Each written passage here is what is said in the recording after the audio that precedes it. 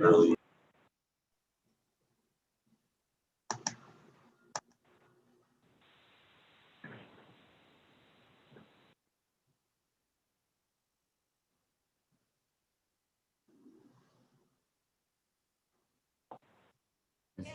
I couldn't figure out. I just had no energy. I couldn't keep my eyes open. I finally tested myself, and my sugar reading was in the 60s, Yes, I have a packet. which is not good. Okay, absolutely. Did you get the stuff that was sent today printed out? Did you get a printout? Is that of it? this stuff? Yes. I guess I got it. I haven't seen it. Hello, how are you? Jamie. What time did it get sent out? Like 2. It's from the state's attorney. Yes.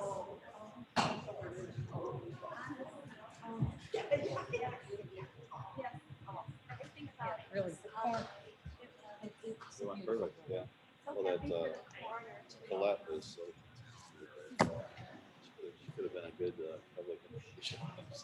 The stuff was sent out at 2 o'clock. They're very organized. The stuff was sent out at 2 o'clock. These were the first time anybody that showed up was sent out at 2 Hey, o'clock. Anita, how are you? Good to see you. As you can see, Come we've see the changed map. slightly. So the only difference here is we got a second monitor only feeds to you. These are Okay. mine notes. This one gets duplicated all over the place. Okay. So you'll be able to see who is in, any kind of chats that are coming on. Okay, And I use this third one here to kind of manage when new arrivals come. okay. And then there's a place for me to send you a message if there's Okay. something bold. So if you see something popping up there, try to glance at it. Okay. It's probably something I picked up in the chat or Okay. something else going on. So sorry to throw this at you a second, All right, I'm but just saying, can I see all this stuff? Okay, let me put my glasses and I on. can always go a bigger font Okay. if you think that's too small.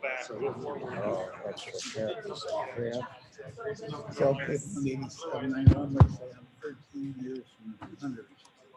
Nice thing about social distancing is I got extra space to put all my crap out.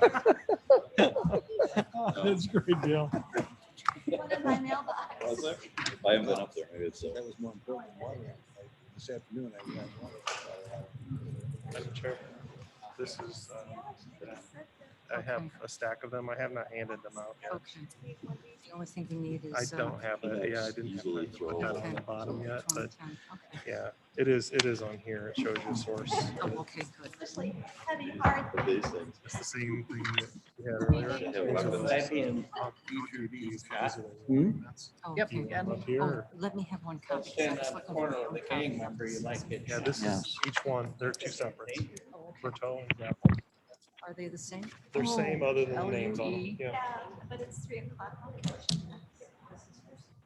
Oh, he was going last time. So he's special counsel? No. To the 17th. Yeah. And this is. Does everyone have one of these? I did. I think they were sent out at 2 o'clock, I No, understand. Michelle asked them out. Well, I understand, and now we have them. This is stuff we've had before. And will be a test.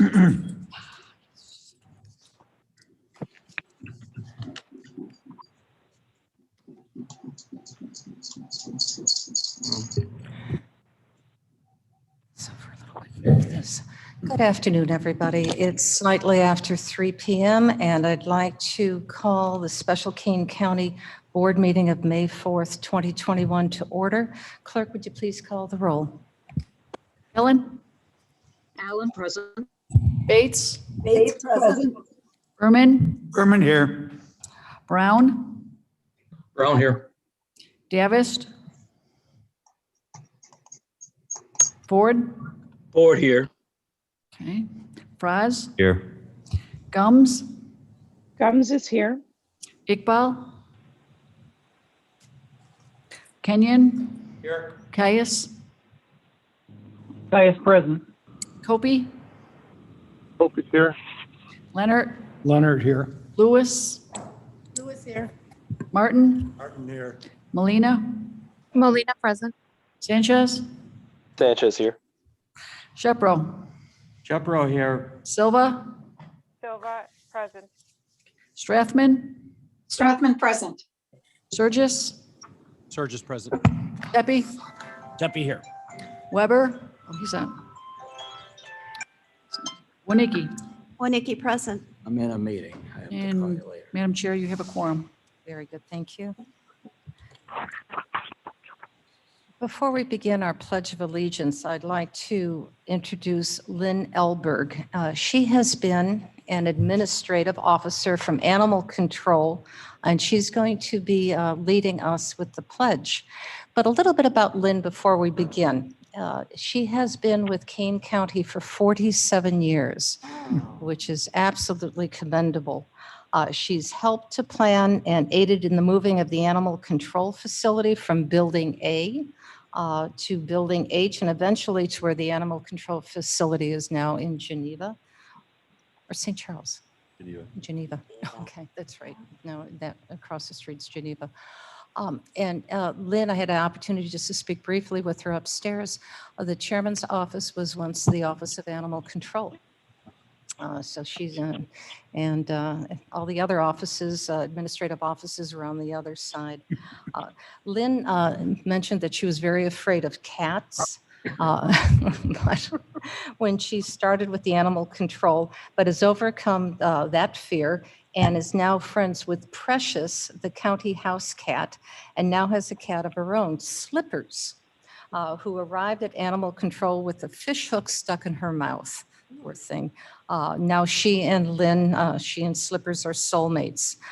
Lynn wears many hats at Animal Control, including managing, staff, HR, billing, purchasing, veterinarian distribution, and is always friendly and helpful with everyone here at the county and those people who know her. She is going to be retiring after, again, 47 years on Friday. So I think this is very appropriate for her to send off our 10-year reapportionment and remapping with her Pledge of Allegiance. So please, Lynn.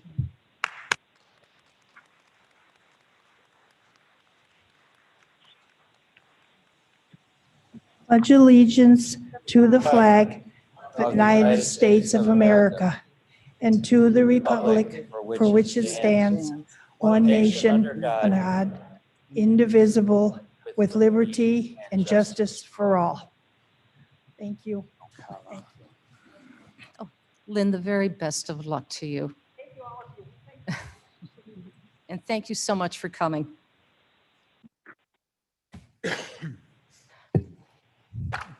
Now, may I please have the approval of the minutes of April 21st, 2021 Special County Board Meeting? May I have a motion?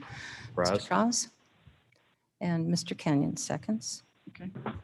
I'm sorry, Mr. Shepro, excuse me, Mr. Shepro. Yes. Are there any thoughts, comments, or changes to the minutes?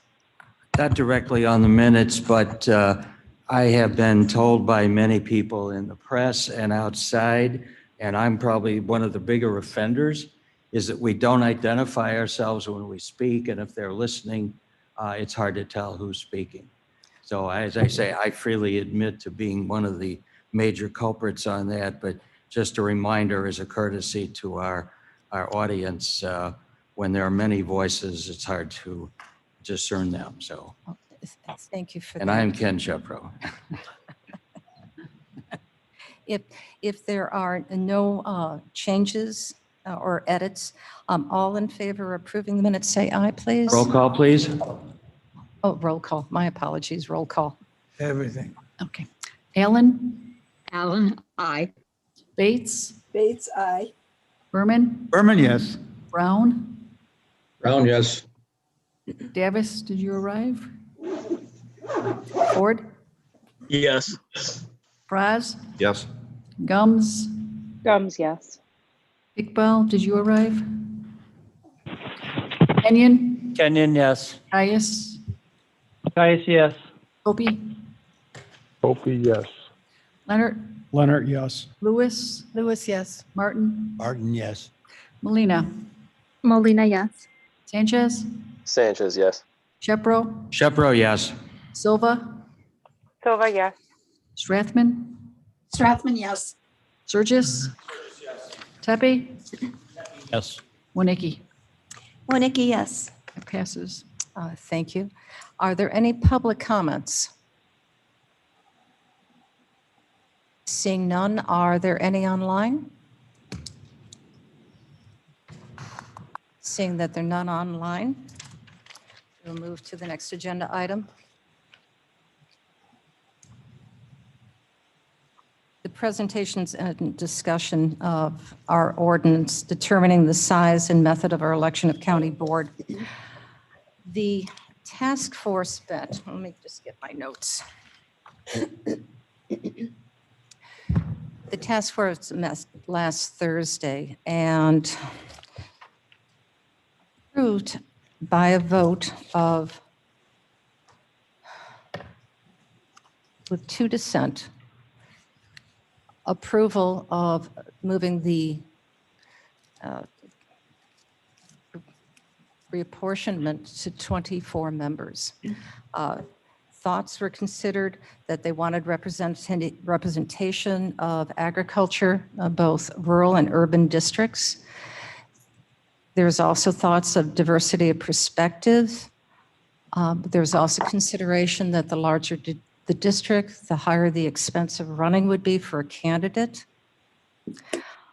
Issues that were addressed during that meeting were supportive transportation, climate change and land waste, extra demand for electricity, and managing unincorporated developments.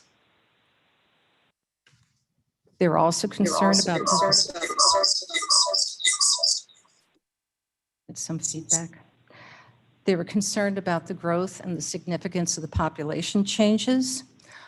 There was also this conversation about the function of committees versus the Forest Preserve District. They also wanted to manage the divergent work, life, and work experience of a larger board. And they were also concerned, once again, about having a larger district would increase the need for additional monies in politics. So that was brought up several times.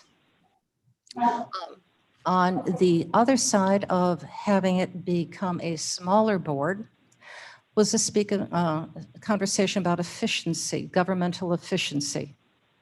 And it was decided then after conversation that as long as pending your approval, if the board remains at 24, that government maintains its sense of strong efficiency, both in cost and in work. They also recommended that you maintained a single district rather than a multi-member district. And they were also wanting to make sure that the constituents' voices were heard and that the board was not overworked by having a larger district because of that. So those were the concerns. So Ordinance 21, and I don't have the final number on it yet. Has that final number been determined? 21-230. I'm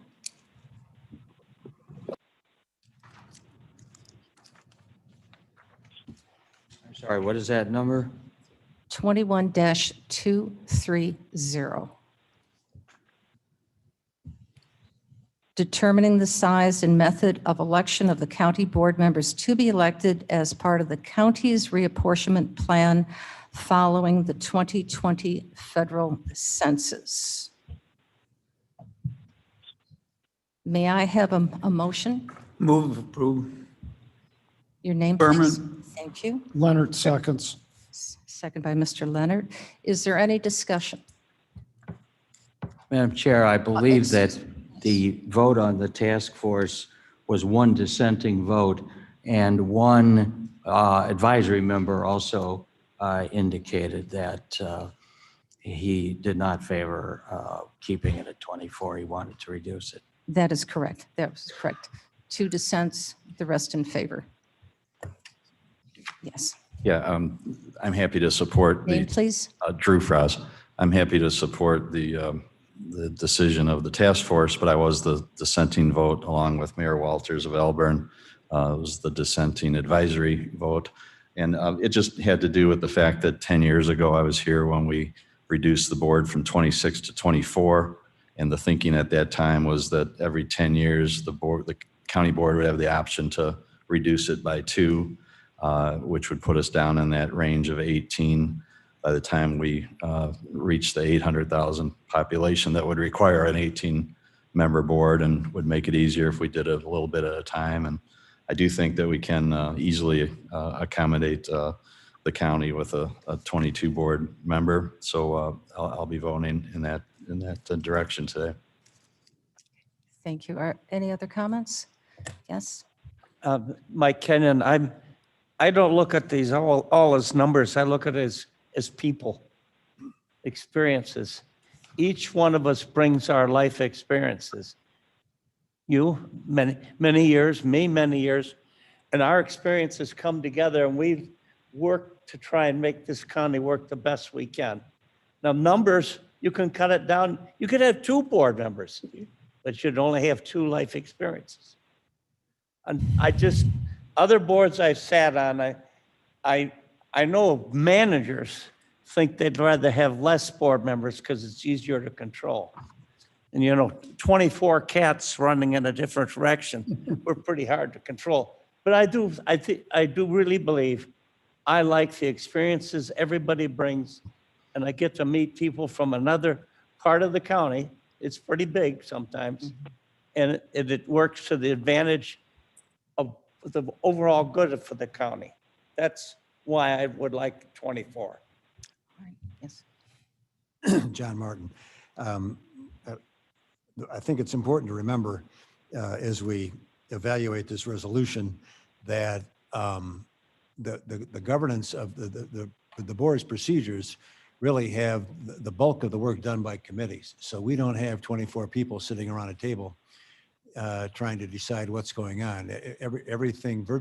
Virtually everything that comes before the full board, except in an emergency context, has been vetted by a committee with a full chance for people to participate. And those committees are comprised of 6 or 7 people, and I believe very efficient, and certainly not the 24 of us all, as Mr. Kenyon said, being a herd of cats in the same room on a raw issue. Thank you. Yes, sir. Thank you, Madam Chair. Name, please. Shepro. I think that what impressed me the most about the discussion at the task force was the comments from so many of the advisory members of the commission, of the force, many of whom have divergent views on many subjects, and yet they were all, I think, exceptionally eloquent and unanimous, except for Mr. Walter, in agreeing that the sacrifice of diversity, of representation of different points of view, different walks of life, different life experiences was critical. And I wish every member of this board could have heard that discussion. And I wholeheartedly support the decision of the task force and the advice of our advisory members. And I would concur with that. Opinions were well presented and thoughtfully presented. Are there any other comments? And those participants who are online? Hearing none, please call the roll. Okay, for 21-230, Allen?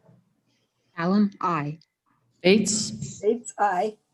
Berman? Berman, yes. Brown? Brown, yes. Ford? Ford, yes. Fries? Fresno. Gums? Gums, yes. Kenyon? Kenyon, yes. Caius? Caius, yes. Opie? Copy, yes. Leonard? Leonard, yes. Lewis? Lewis, yes. Martin? Martin, yes. Molina? Molina? Okay. Sanchez? Sanchez, yes. Shepro? Shepro, yes. Silva? Silva, yes. Strathman? Strathman, yes. Surgis? Burgess, yes. Tepe? Tepe, yes. Woonicki?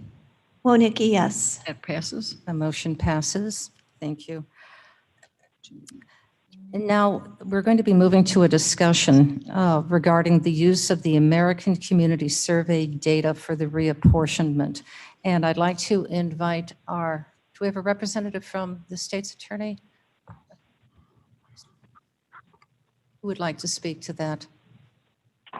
And Madam Chair, if I can just first Yes. do a small introduction. This is Jamie Mosser, the state's attorney.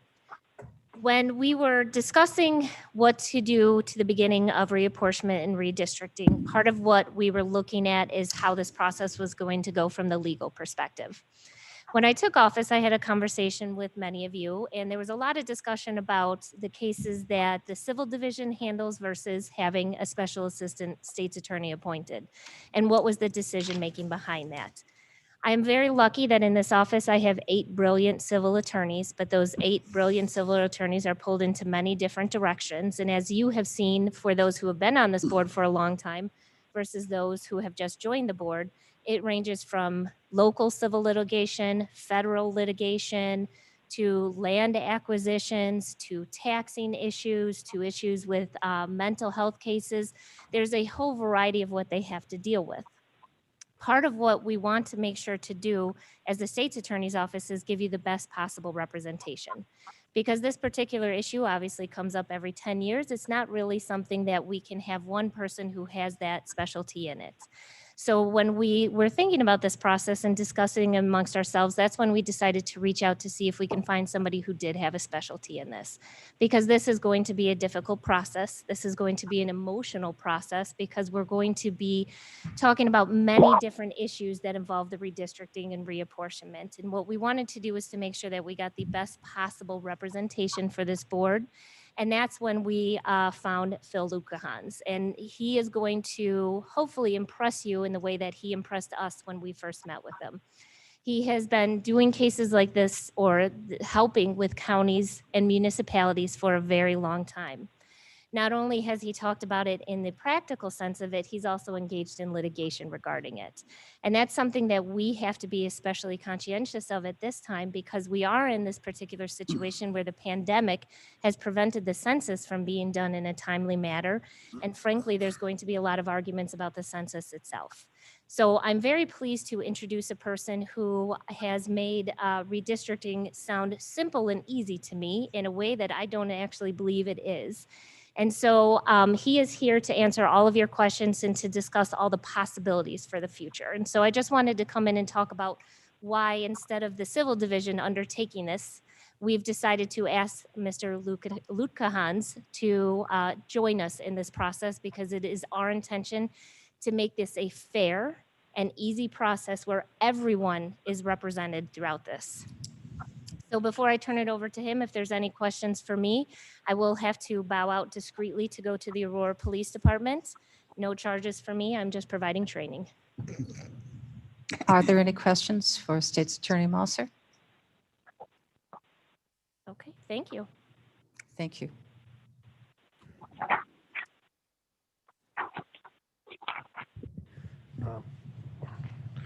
Thank you for the kind introduction, State's Attorney Mosser. Yes, my name is Phil Lutgehans. I've been doing this now for close to probably over 30 years. I've been doing redistricting at both the county, municipal, and state level, both representing clients like yourselves, litigation for and against counties, litigation at the state level. And with that comes litigation on the federal courts, obviously. So we have a power presentation for you today. Blair, if you don't mind starting it, because I don't know how.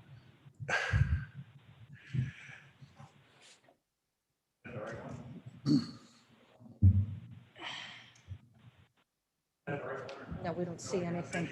We don't see one yet, sir. Thanks, Jamie.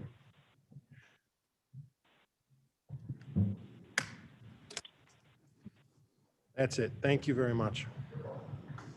So, you're real quick. I know many of you have, if not all of you, have, Assistant State's Attorney Neerman has gone through a lot of the guidelines, statutory guidelines, et cetera. as it relates to redistricting, and I won't bore you with them too much again. I'll try and be fairly quick on some of the stuff I know at least the task force has heard a number of times. Statutory guidelines. In essence, we have 4 in the statute: equal in population, contiguous and compact, divide townships or municipalities only when necessary to conform to population requirements, and try not to divide precincts. That's really it in a nutshell. I will tell you, not dividing precincts, given what you have as far as population numbers in precincts already, is going to be next to impossible because you have precincts that are too large already. And the state and the congressional map will divide your precincts already, as will the municipal maps going forward. So while the statute's written this way, it is not something I would take as a huge preference going forward. The one that's really huge is the population issue, and it's the one we're going to talk about. As you see on there, population means the number of inhabitants as determined by the last preceding federal decennial census. Until 2011, the courts had held that there was no such thing as substantially equal in population for the county. The courts had actually held that 0 deviation was required, so plus or minus 1 person. What does substantially equal in population mean for you? In essence, the 14th Amendment's Equal Protection Clause requires that state legislative districts be drawn with substantially equal population, 1 person, 1 vote, in essence. They have allowed historically most deviations of 10% or less are acceptable. You'll often hear plus or minus 5%. It's shorthand because that's what it's a shorthand, but the reality of it is you could have deviation of your largest district being 8% over and your smallest district being 2% over. That's really the deviation that's at issue here. So if you had a district of 100 people, for example, you could have a district of 107 as being your largest and your smallest being 98. That keeps you under the 10%. 10% is not always, it's not always a safe harbor. It is, however, a presumptive safe harbor.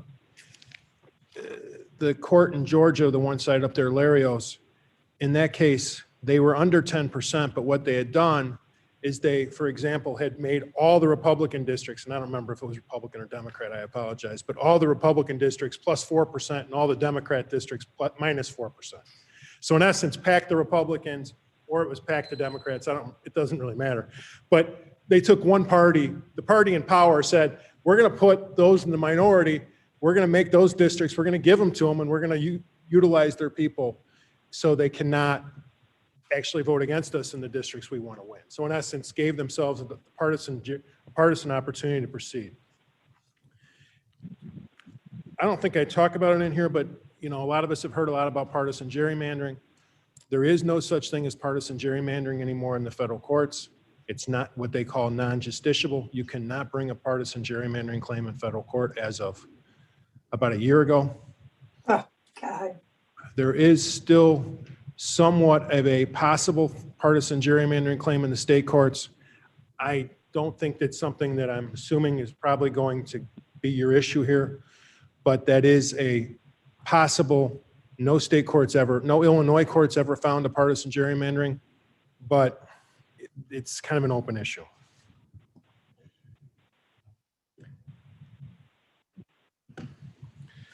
However, you have what we call traditional redistricting principles, besides those that are in the statutory guidelines. You have to comply with Section 2 of the Voting Rights Act. I think Assistant State Attorney Neerman has given some good examples of that in her previous PowerPoints. But in essence, what it really means is you cannot try and abridge the rights of a minority to elect a candidate of their choice. So what you can't do, in essence, and it's a lot more complicated, but pack or crack is kind of the thing. You can't put 90% African Americans in one district and 20% in the neighboring district so that they could only elect one, when if you put them together, they could elect 2. That would be called packing. the one district. Cracking is where you would have, and it's easy. It's an easier example for African Americans, so I'll use that. I know that's not as big an issue here as Latino population, but it is. It's an easier math problem, I guess I should say. You can't draw a bunch of 48% districts or 45% districts of African Americans or any minority, and in an effort to make sure they cannot elect a candidate of their choice. So where possible, the goal is to allow African Americans and Latinos in particular an opportunity to elect candidates of their choice. Other traditional redistricting principles are preservation of counties, other political subdivisions such as school districts, townships, mosquito abatement districts, if you wish. Preservation of communities of interest. That's the one that is kind of very amorphous, that concept. But it's really a group of individuals united by shared interests or values such as shared racial, ethnic background, common history, culture, economic ties, transportation patterns, communication networks. It is very much, there's no hard and fast rule on communities of interest. It's used, it's not used. People use it for what they want, but there is no real set standard that any courts ever really found. Other traditional redistricting principles, preservation of cores of prior district. I think one of the things we're going to recommend you do is start with your current districts, especially since you're at 24 and staying at 24. So to the extent we can, one of the things we're going to suggest you do is keep those cores of those prior districts and not start over from scratch. We're not recommending that by any stretch of the imagination. And then the last one, which is permissible, is to avoid pairing of incumbents. That's a decision you all are going to have to make, but that is not you can avoid that if that's how you wish to draw. You can avoid, you can avoid, if you wish, to not pair incumbents when you draw your maps. You can take that into account. So there's nothing that says I can't take member Smith and member Jones, and even though they live next to each other or near each other, split the district some way in that spot so that we're protecting the incumbents having an opportunity to at least run in a district of their own. That's honestly a decision to be made by this board, not us, but that is something that you can take into account. Yes, Mr. If it's okay to the chair, sorry. I'm sorry. Oh, that's totally fine. I don't understand it. Okay.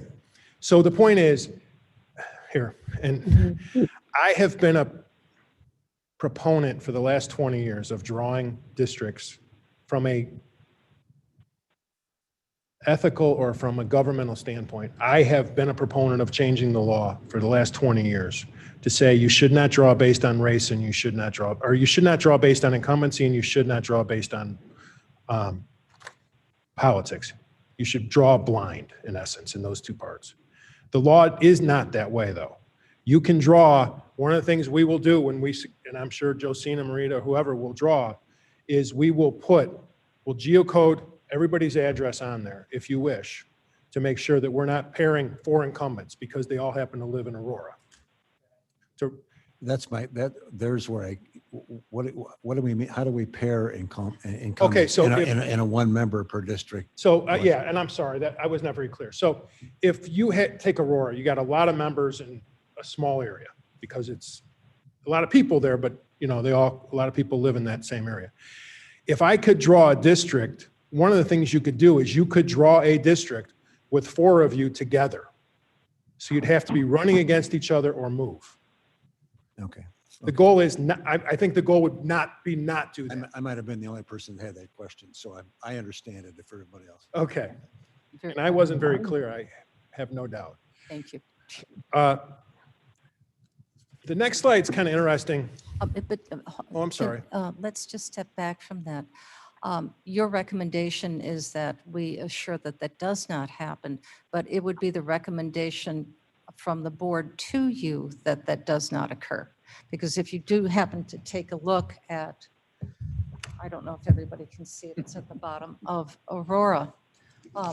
Some of you board members in Aurora may live within a half mile or a mile of each other. And that could easily impact as we start reviewing the map, that may indeed occur. My question to you is that, is there a statute that says that the county board member has to live in that district or has to move into that district at a certain time frame, a year, 6 months?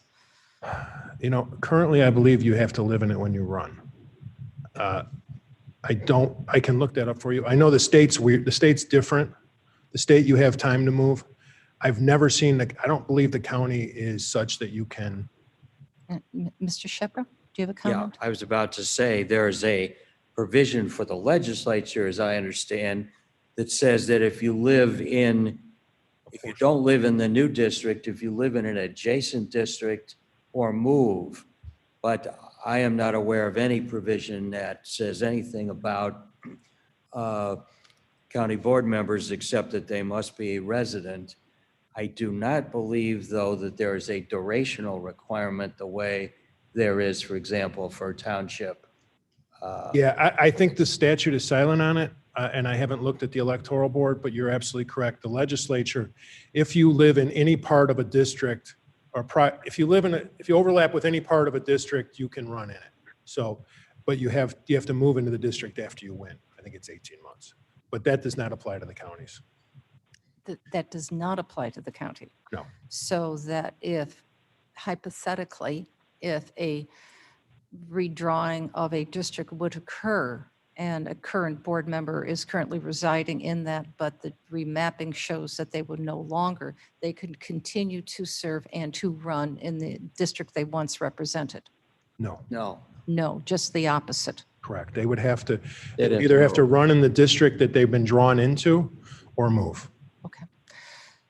All right, so that'll be a recommendation that we take a look at from this board. Yeah, I mean, these are policy decisions that you need to make. If you want, my recommendation is you want to vote if you can with 24-0. And do you want that? You take that into account. If you don't want that, you don't. I mean, that's really the reality of the situation.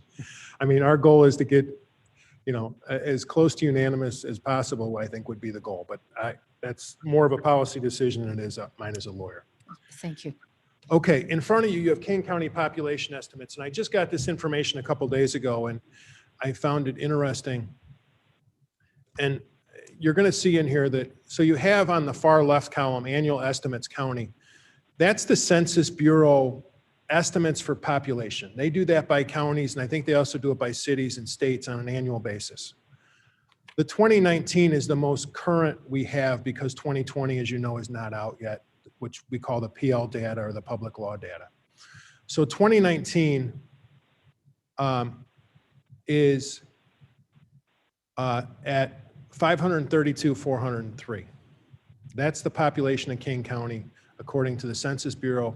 It's also confirmed by the one-year ACS or one-year American Community Survey. Interestingly enough, the 5-year ACS, which is the rolling estimate, and we'll talk more about that in a minute, is 531,376. Why is that important? I think it gives you a pretty good handle on what your population numbers are because they're consistent.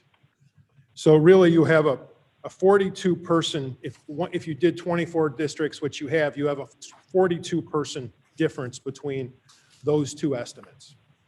So as you'll hear from me in a little bit, it's important because of the ACS issues, to try and draw, if you draw with ACS, to as close to zero as possible deviation.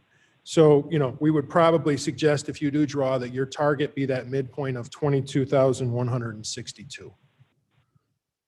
And we'll talk about what you're going to draw with, et cetera, in a minute. But that's kind of what I would say is your target, given the information we have today.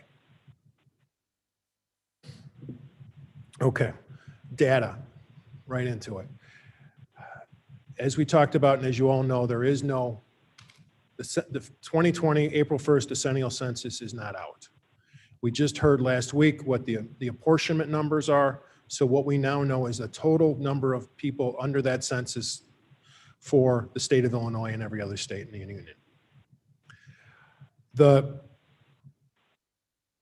that's not out. We'll talk about when that is. What we do have is the ACS, or American Community Survey data for 2019, based on a 5-year estimate.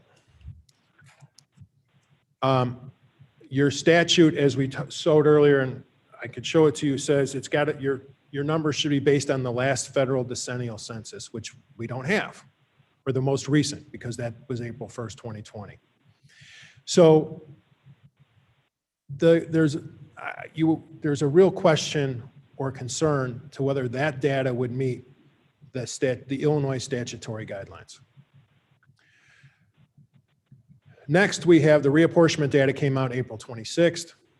That's the total population for the state, but not broken down into counties, blocks, block group, et cetera, track levels, and we'll talk about those in a minute.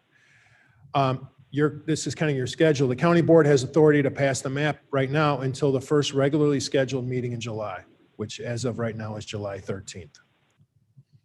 The public law data, or PL data, it's got a couple numbers after, it's like PL 94 something. That we're expecting to be released mid to late August. You may have heard that the census is going to release data September 30th, and that's the next bullet point. They are, but they're actually releasing what they call the legacy data. We've been told will be released in August, probably mid to late August. The legacy data is what we have historically used to draw with. Historically, we get that data February, and then the census kind of does what they do, and then they put it on their website in a different format for ease of use for the public. That's the September 30th, 2021 date you see on the screen, and that you've heard a lot of. Every expert I've talked to, demographer, et cetera, is saying what we've drawn with in the past is this legacy data, and that's what you need to really hone down to the block level. Under the statute, if you're not able to draw a map by, in this case, July 13th, there's a county apportionment commission, which has an obligation to file the map by October 1st. Who's on the county apportionment commission? State's attorney, the chair of both parties, the clerk, and the attorney general, or their representatives. So those are your 5. If they're not able to draw, then you get then it's at large, which I don't think any of us want to see. But right now, under the current statutory scheme, the county someone has the ability to draw a map up to October 1st, 2021. And that date will become important in a couple minutes. Data options, what can you use? There's a current single year 2019 ACS data. That's a snapshot in time for 2019. I think the numbers are,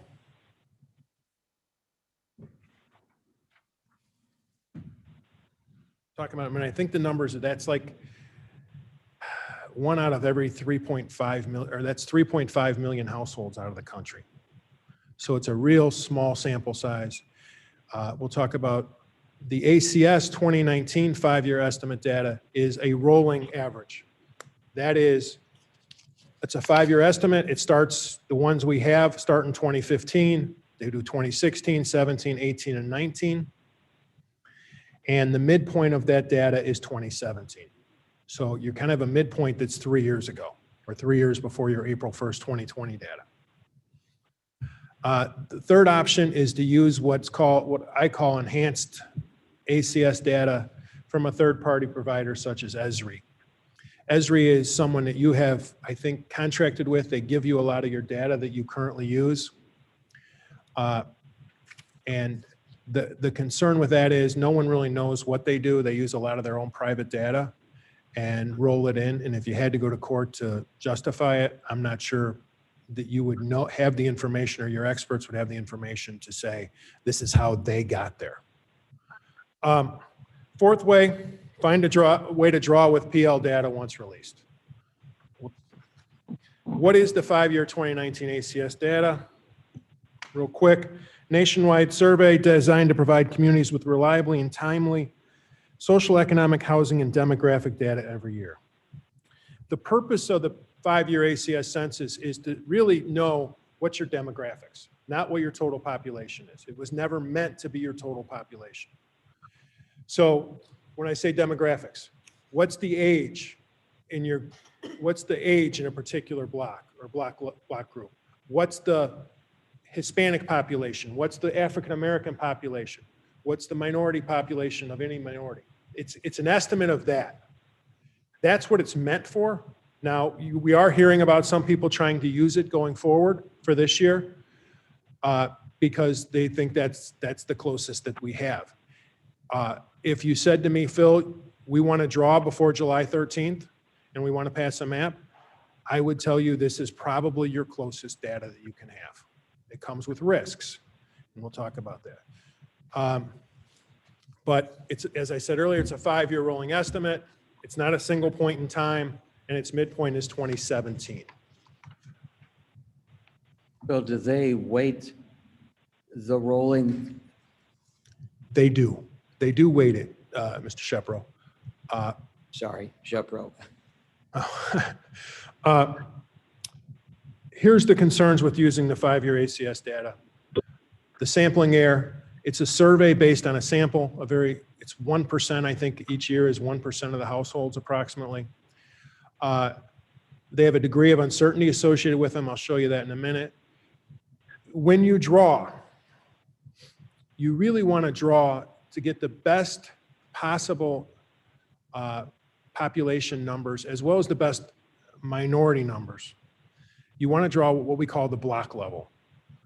That's approximately 400 people.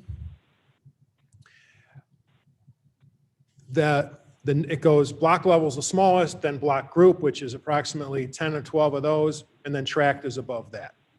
So the larger up you go, the more you have, you don't really know, you can't draw, you're guessing, okay? Now, we have experts that what we call disaggregate that data, re-aggregate it into the blocks that have been drawn previously by the ACS. The problem is that they're having tried to figure out how to do this, everybody's got a slightly different way of how to do it, and there's no guarantee. Some of the data you will see when you aggregate and disaggregate and aggregate, you might end up putting 300 people in a block that actually has no homes because the block group is so big. So there's a whole issue there of what we're doing. And as I said, ACS data is not available at the block level. The experts publicly have warned against using ACS data for population totals. And most experts have said if you draw with ACS, expect to have to tweak your map and redo it because you're going to have a real hard time doing two things. One, hitting your deviation of 10%, and two, your issue of minority population. If you're trying to draw a Latino district, you may not have exact numbers or close to exact numbers to know, have you put enough Latinos in that district to actually be effective? So those are the concerns. The other thing that it really does is it has a problem counting, the error rate is larger on small groups such as minority population areas. So you got an area of 400 people or 4,000, whatever it may be, the error rate gets bigger when you have subsets of that group. Don't ask me how to do the math, I'm just telling you what I know, or what the experts are telling me over the last 6 months. The next chart shows you, is actually from the Census Bureau. I think it's a very interesting one. If you look, there, on the left you have the margin of error, and on the right you have the percentage of total. Of the block groups, I think that's block group, yeah, it's a block group level. The margin of error, if you combine the top two numbers, under 10% is 2.3% of those total block groups have a margin of error of less than 10% according to the Census Bureau when you deal with total population. Look at the bottom number, margin of error of greater than 50%. The percentage that has a margin of error of greater than 50% is actually 3.3%. It's more than that within the 10%. But in essence, according to the Census Bureau, 97% of the block groups have a margin of error when you deal with total population of over 10%. which makes it really hard to tell you that you're going to draw a map with ACS and be able to hit that 10% deviation. Bill? Yes, sir. Ken Shepro, I wondered if there was a extensive front page story in the Tribune Friday, April 23rd by Rick Pearson. I wondered if you had seen that. Yes, sir. And if you had any thoughts about some of the minority groups and so forth that have weighed in, seemingly along the lines of what you've just been pointing out, are problems with the use of that data. Yeah, the next slide, actually, I just put up there. And Phil, the next slide, and I just put it up there, and it's probably a little small to read, but I will tell you that there's about 40 groups on there. On that slide, it's almost like we talked, but at least especially the minority groups. You have MALDEF, you have NAACP, you have Common Cause, Heavy Change Illinois, heavy good government groups.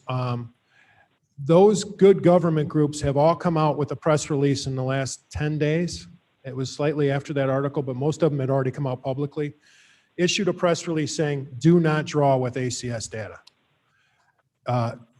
Common Cause has come out and specifically said, if you draw with ACS data, expect us to sue you.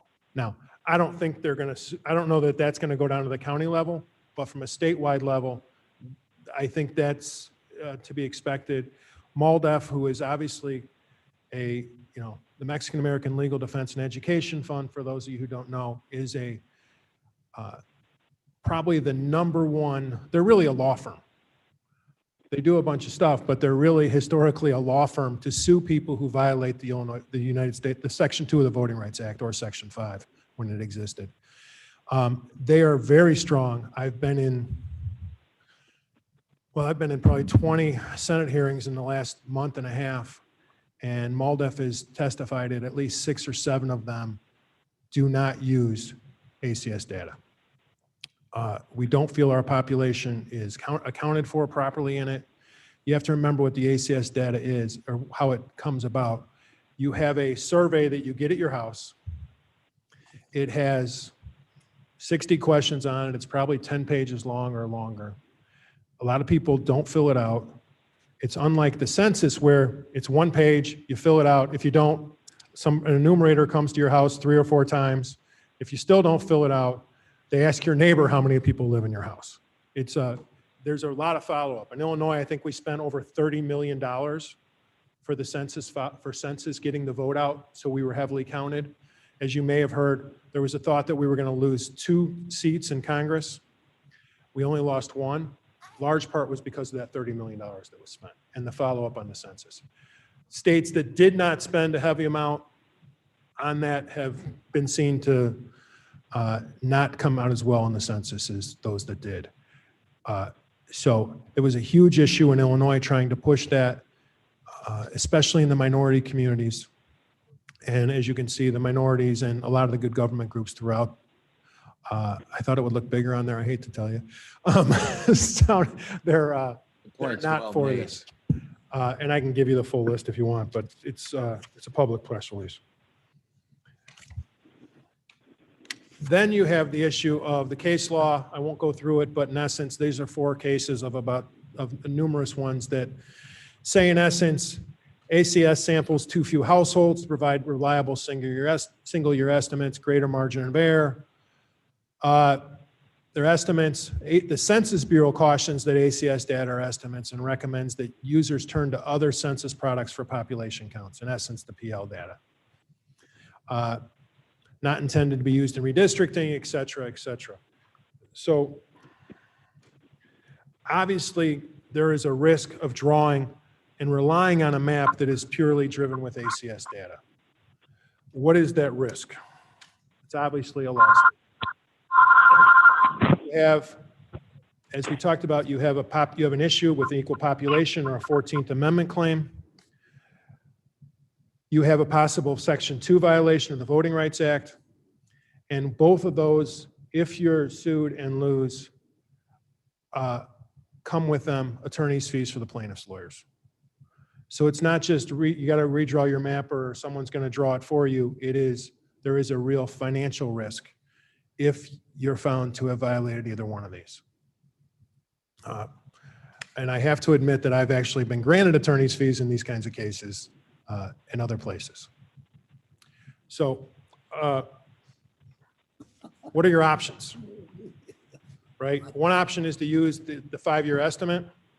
Second option, ask the legislature to extend the time for filing a map. There are a number of places who have asked the legislature to do that. I know Brian can talk about that as well if you need be. No one has gotten a lot of traction, at least publicly so far. I've been in hearings where people have asked Senate Redistricting Committee to move the date because of the counties, and there hasn't been a lot of response. There's no real active bill right now that I can tell you is going to go through. However, and the upside is you will probably know on May 31st, by May 31st, because while the legislature can pass anything they want till the end of June, it then requires a supermajority and you got vacations and they're pretty much gone on May 31st. So your other option, do you go seek relief from courts? California and Oregon as a state have already obtained this relief for their legislative maps. Michigan filed about 3 or 4 weeks ago. They're waiting for a court ruling. What's the theory? The theory is, as a public body, or that you cannot be asked to do something that's impossible. And you have these two different guidelines. You got a thing that says use the federal decennial census. You have this problem of what you're drawing when you have an ACS data. And then, so it becomes an issue of, well, we're between a rock and a hard place either way. What are the concerns for extending the deadline of a map? And there may be more, but these are the three that I am aware of and have been talked to people about. One is, if you came back in here, one of the options is going to court, and we'll talk about it in a second, and asking that the court allow you till, let's say, September 15th, the end of September, October 1st, since there's already that time built into the process, to allow you to pass a map through that date. And that way you can use the PL data, you're not guessing, and you have a better handle on everything. Problem, candidates' petitions can be circulated starting about August 31st. That may be off a day or two, but that's approximate. And now you're not passing a map till September or late September. What do you do? Guy thinks he's in one district, a man or woman thinks he's in one district, ends up being in another district. He's got 100 signatures, and now you're going to tell him they're no good. Who knows? 2, candidate confusion over which districts they want to run in. Now a guy or a man or woman, excuse me, I kind of use guy colloquially as everybody, but someone comes in and says, well, I usually have 90 days at least, or 120 to know if I want to run in something or to get my petitions in, et cetera. Now I don't. I'm really down to 60 or 75 days, whatever it may be. That's another concern. Third is, we've talked preliminarily with the clerk, and I'm not going to speak for the clerk, their timing issues. It definitely is going to shorten some of it's going to create a lot of urgency in that office. I'm not going to deny that. But the reality of it is that if, God forbid, you were unable to pass a map and the county apportionment commission came in, they're still going to have that same problem because October 1st is that date's still sitting out there. So I don't think anybody, and I know I've talked to the state's attorney, she wants nothing to do with being on this commission. I'm sure the clerk probably has the same feeling. But so what about a possible lawsuit? Who would be brought by? It would be brought by the county board, in my opinion, and others, maybe the clerk. Theory, as we talked about, impossible to meet. You would ask for an extension of the deadline until October 1st, maybe slightly earlier. I think that one of the problems, obviously, we talked about was circulating signatures. You provide signature relief to candidates. So any signature obtained in either of the two districts, the one they lived in before or the one they're in now, you would ask the court to give them that relief, so they're not prejudiced in that regard. I think the courts have been pretty consistent to the extent they, ballot opportunity is important. Obviously, those, we just saw recently that, again, that those limits, the number of signatures or the minimum number of signatures are strictly enforced. But I think in this instance, you could probably get a court to say, hey, for this one time, we're going to allow you to get them from more than one district.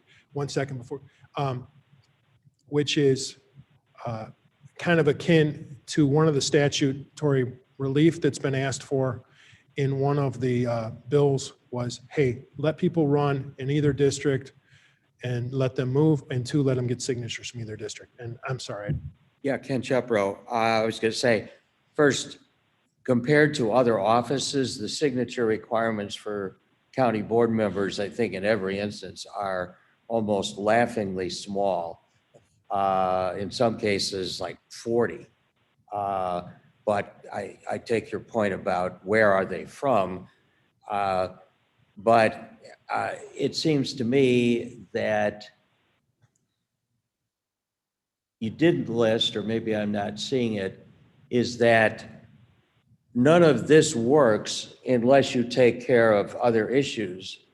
It seems to me that you would have to have a comprehensive approach in which you said, not only are we going to extend the deadlines, but we are going to extend the date for the primary and the circulation period.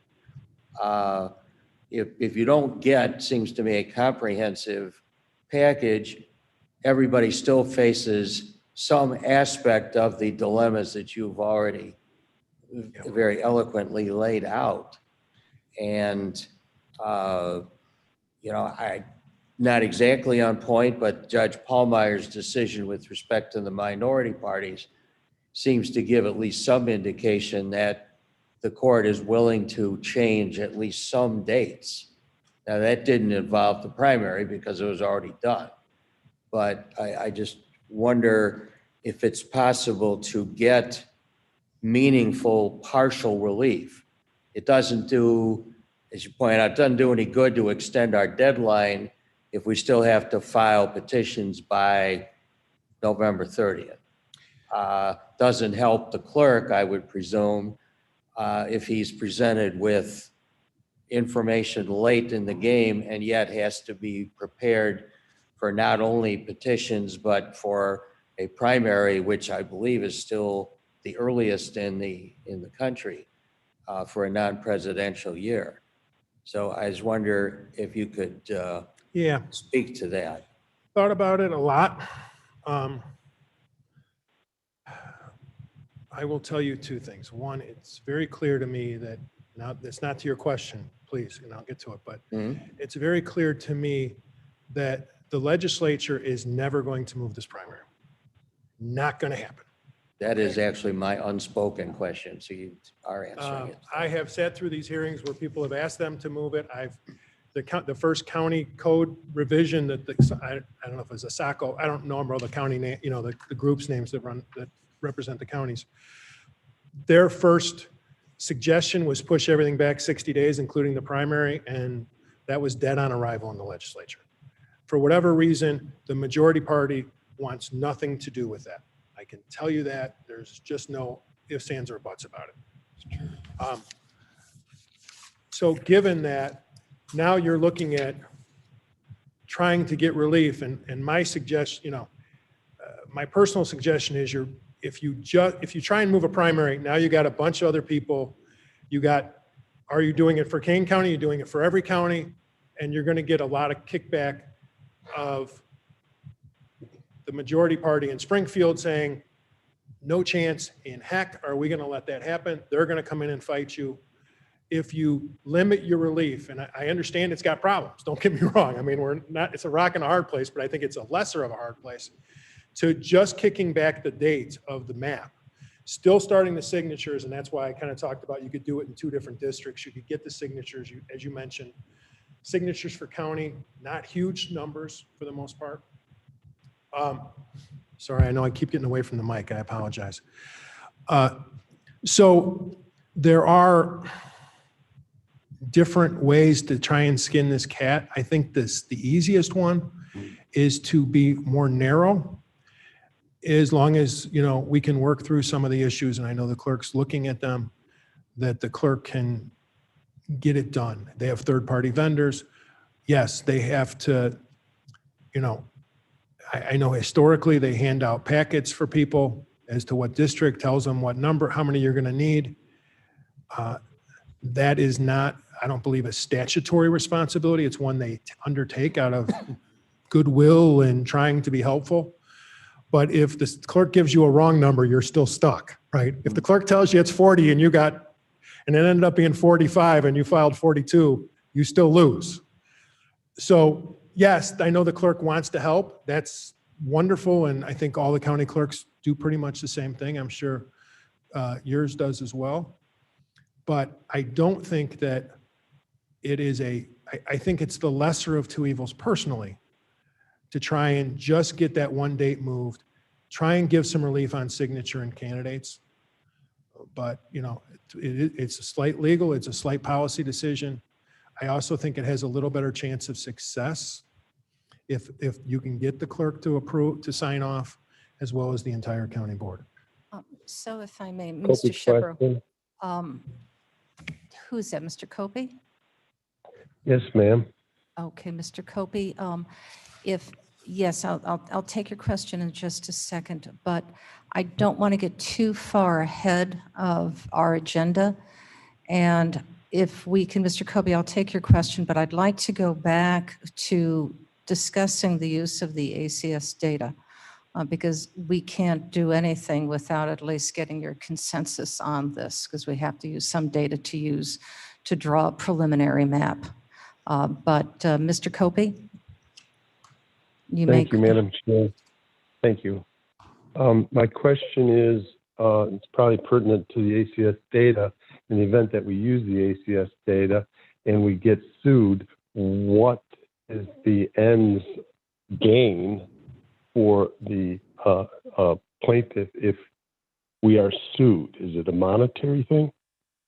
It is a redraw. It would be one of two reliefs that would be asked for, actually three, but one of two for sure would be asked for, would be to either have the court ask the court to draw your map, or have the plaintiff and the plaintiff present its own map and ask that it be approved, or send it back to you to draw.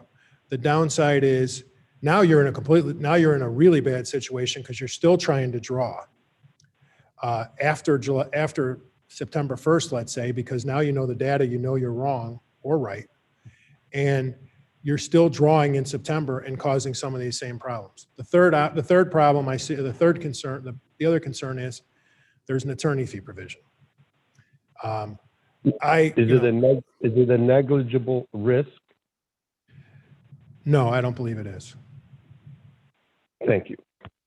The other thing, and I should have probably said this, if you proceed to try the court route, two things. You would probably file shortly before May 31st or sometime before the legislature recesses. You wouldn't try and get in front of a judge until that first week in June. And you would wait as long as possible before doing that and get a handle on what the legislature is going to do, and then file first week in June to get you as much time as possible. However, that being said, and this goes back to the chair's issue of the ACS data, and I kind of got there the long way, and I apologize. My recommendation is you draw between now and July 13th, you start working on ACS data, try and draw the best map you can, and so that you're protecting yourselves. I'm not going to suggest you don't do anything. You draw, we help you draw, we help you try and get the best map that we think is successful. You also have other people helping you, and we keep going down that road because you may not have a choice. And that's the concern, is you don't have a choice. Mm-hmm. So you need to be ready, you need to be protected. And honestly, if you're forced to draw with ACS data, or you decide to draw with ACS data, my recommendation would be, as soon as the data comes out, we put the new numbers into your shapefile of your map and see how we did.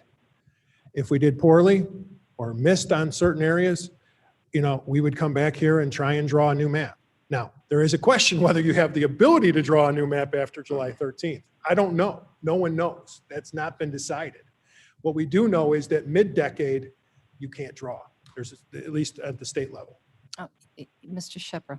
Well, okay, that a number of things then occur. One is that I believe that at one of our or more of our previous meetings was suggested by our staff and possibly by the clerk's office as well, that even once we get the actual census data in, let's say, September, I think we were told that possibly end of October, early November might be the earliest that we would be able to break that down into the usable block data that would be necessary to do a lot of this work. And so that, and if it turns out that the data would show even close to the numbers you put up earlier, it seems to me that that might involve a lot more than just a tweak to a couple of things along the edge. I think I have this right, but you'll know better than I. My recollection that in North Carolina in 2018, there was a federal lawsuit with respect to the apportionment of the congressional seats. And I believe that the federal court said, yep, you're right. We're not going to draw the map and we don't have time to do it before the election. So their order, I think, was that the 2018 congressional election in North Carolina took place in the existing districts, which had been declared to be unconstitutional, with an order that they would be then redrawn for the 2020 election, and that was in fact what happened. Let me take those in order. Yeah, or any order that makes more sense than the way I put it. I'll try. And again, this is Shepro commenting. I'll try and go in the order that I think you asked them in, but my memory gets bad too. So I know, I heard that at, I think, the first task force meeting about the conversion of the data taking a number of weeks, if not months.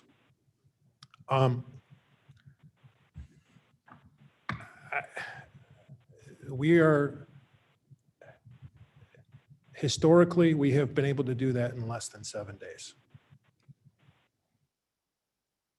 In fact, closer to 2 or 3, because we're set up in such a way that you can just download this into our system because we already have it. Everything's set up in the system.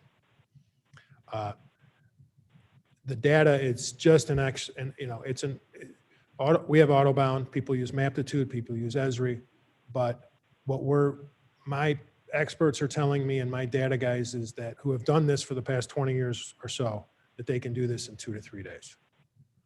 So I think 7's pretty comfortable. As far as tweaks, you're absolutely right. I don't know that it's going to be tweaks. It may be wholesale. I'm hoping it would only be tweaks, but I can't promise you anything one way or another. All we can promise is that we will do our best, and that hopefully all we have is some tweaks around the edges to equal population. The bigger problem could be is if we have tweaks in the Section 2 districts, Section 2 areas, especially Aurora in particular, because you have a lot of complications in Aurora, right? You have the possibility of having, and I haven't looked at the data per se on the heat maps, but you have the possibility of having up to 9 minority majority districts in this county. I don't know if you can draw 9, but just by looking at population where they are in my head, it's somewhere between 6 and 9 you can draw. Shepro, again, we had a discussion about population when the CARES Act committee had to make decisions about allocation of funding. And at that time, it was clear that the municipal authorities in Aurora and Elgin in particular disputed the estimates and believed that they could be off by tens of thousands of population votes, which obviously would have affected not only our distribution of funds, but if carried over to the redistricting, that's obviously a big number if the average size of a district is going to be 21 or 22,000. Is there any case law that you're aware of where anybody has successfully challenged the actual enumeration count in any way? No one has been successful in, to my knowledge, and I know there's been people who have tried of saying, you can't use the census, you have to enhance the PL data, you have to enhance that somehow. No. In fact, people have tried to draw with CVAP or based on citizens voting age population using ACS. The courts have said, no, that's not what you should be drawing with. The census data is the census data. And especially for the county level, when we look at your slide, the slide earlier about your definition of population is defined, number of inhabitants is determined by the last preceding federal decennial census.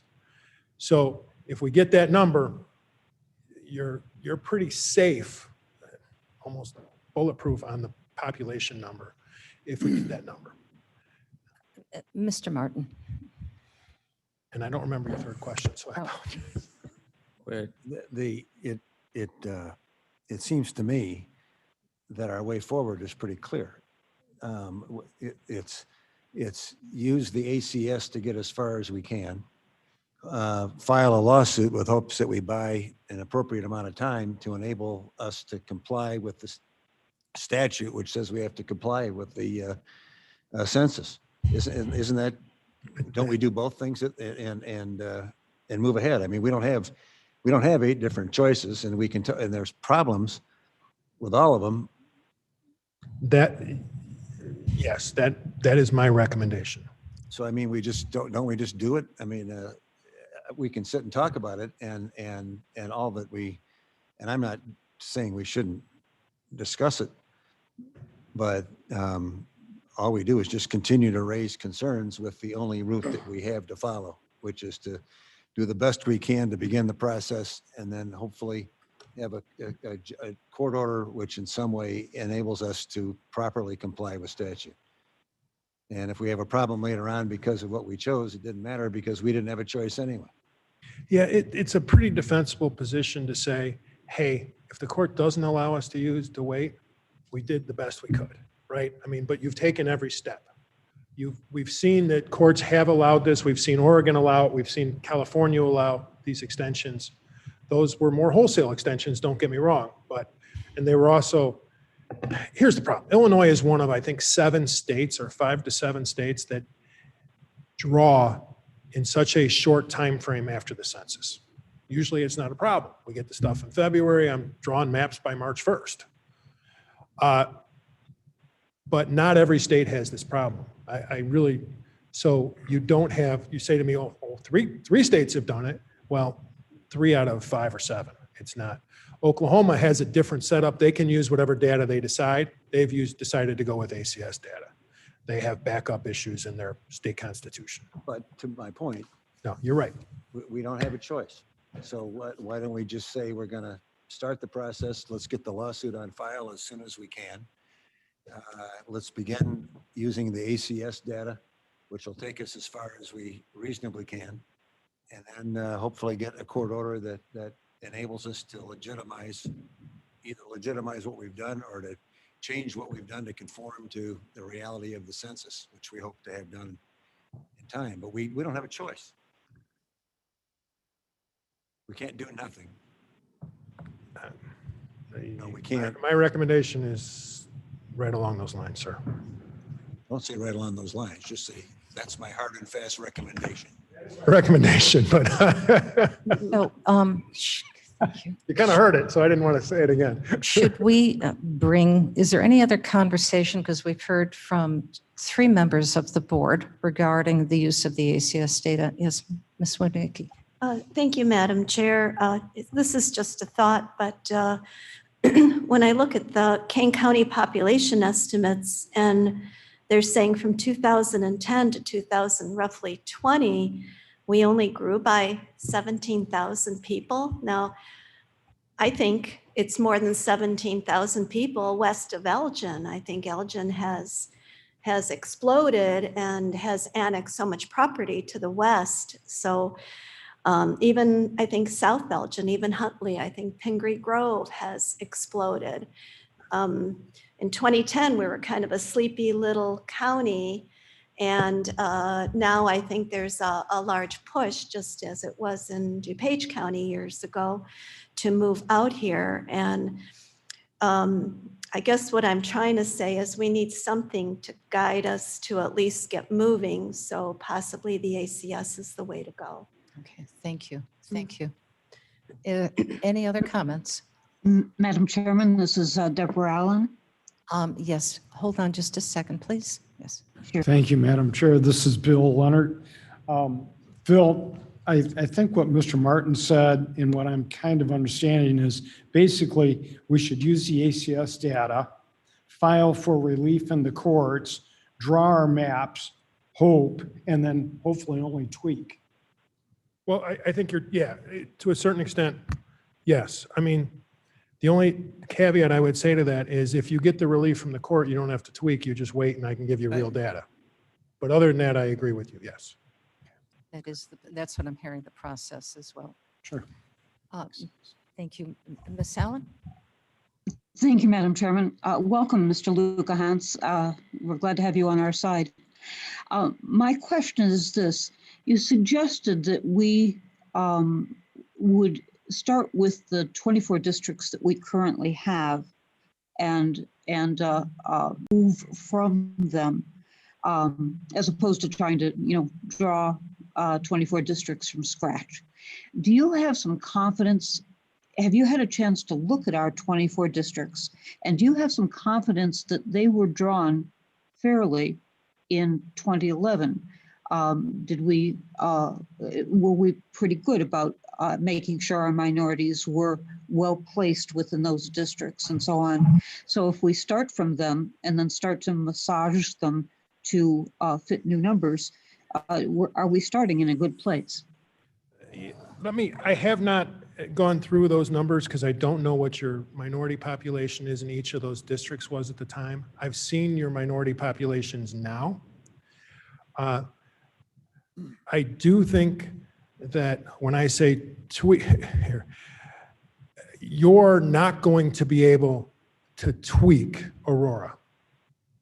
Just can't be done, right? Your Latino population has grown so much in that area that while it may have been perfect 10 years ago, you got places that are I think about 90%. Yeah, 80, 90% in some places, and next door to a 35 or 45% district, right? And is, if I may interject, historically in 2010 in Aurora, there were some districts that were packed at 90%. Yeah, and I don't know that. I'm not relaying that one way or another. I do know also, though, that the Latino, or that, you have a migration of the African-American community out of Aurora to a certain extent, I believe. You have an immigration into, or a migration into of the Latino community. I don't know what, I can tell you that you do have current districts that are at that 80 to 90% population level. I don't know what, I don't have the information as to what they were that day, on April 1st, 2020, and when you drew it in 2011. I'm not gonna, we haven't, I actually kind of have the shape files, but I haven't looked at them. But there are areas that there's no way you're gonna be able to tweak. There are, however, you will see that Aurora in particular is going to stay heavily Aurora because the minority population is there. That district isn't gonna go way out west. It can't, because that's where the heavy population is. So the easiest way to draw, we could send you to the map drawer and say, draw 24 new districts and don't look at the old one. You could draw that in infinite number of ways, okay? I have an expert who draws, there's experts out there who draw random maps, and they'll draw 6,000 maps just randomly with a computer in, like a week. So so you could, and they're all different. That's why we have a demographer. Yeah, and I've worked with the demographer you have. She's drawn maps statewide, or especially Section 2 districts on the state level. We've worked together 10 years ago pretty heavily. So it can be done. It's not gonna, you know, I've kind of drawn the Northeast a little bit. You know, that part is going to have to move because you have significant population. You're going to have significant changes because of your growth in, is it the Rutland Township area? And I don't know their townships, but when you have the kind of growth it looks like you had in that, I can't see that far now, District 9 or whatever it is, that far northwest, top northwest, and I can't see the numbers. Yeah, when you have a group, a district that is now approximately 30,000 people, you're going to have to move significant lines, especially as it relates to your rural areas. I mean, it's that northern district is going to move some way, shape, or form down. You know, there's just going to be movement. How you do it, that's up to you, but there has to be, because you got that kind of growth in one particular area. It just is what it is. Because I think your ideal population 10 years ago, and I'm just doing the math in my head, was about 21,000. I think it was 21.5. Yeah, so now you got an additional 1,000 people you're putting in each, or 600 people you're putting in each one. So you're going to have changes, and it hasn't all been, you know, uniform, right? You got districts, you got places that have grown up. It's agricultural. You got places that you put homes in, and they're all together. Yeah, when I say tweak, yeah, we're going to start with, the suggestion is, and we've talked to the demographer, start with what you have. I strongly suggest you start with the Section 2 districts, because those are the ones that get you in trouble. So you draw Northeast, you draw Southeast first, try and do the right thing in those areas, and then go from there. So are there any other questions on this? I'd like to be able to get a consensus on the use of the American Community Survey data, and that would be specifically The 2015, 2019 5-year estimate? the 2015, 2019 5-year estimate. Yes, to 2015 to 2019. Yes, ma'am. Are there any nays for the use of this data pool, this data? I think that if we're going to use it, it must be made unmistakably clear. Oh, name, please. Shepro, sorry. I need to have something in my head that tells me to do that. I think we need to make clear that we are doing so only because it is the only real available alternative, and that it is preliminary only, and make clear that we do not believe it is reliable data on which to make a final map. This is for the purpose of preliminary work only. Well, you can't. All right, Mr. Martin? And I would put a comma after that and say, and we are concurrently going to file a lawsuit. Well, that'll be our next point. That'll be our next point on our agenda. Okay, thank you. I guess I'd like to defer a consensus on this question until we've decided the lawsuit issue, which I think is also on the agenda. I think they're really inextricably tied up, as Mr. Martin has suggested.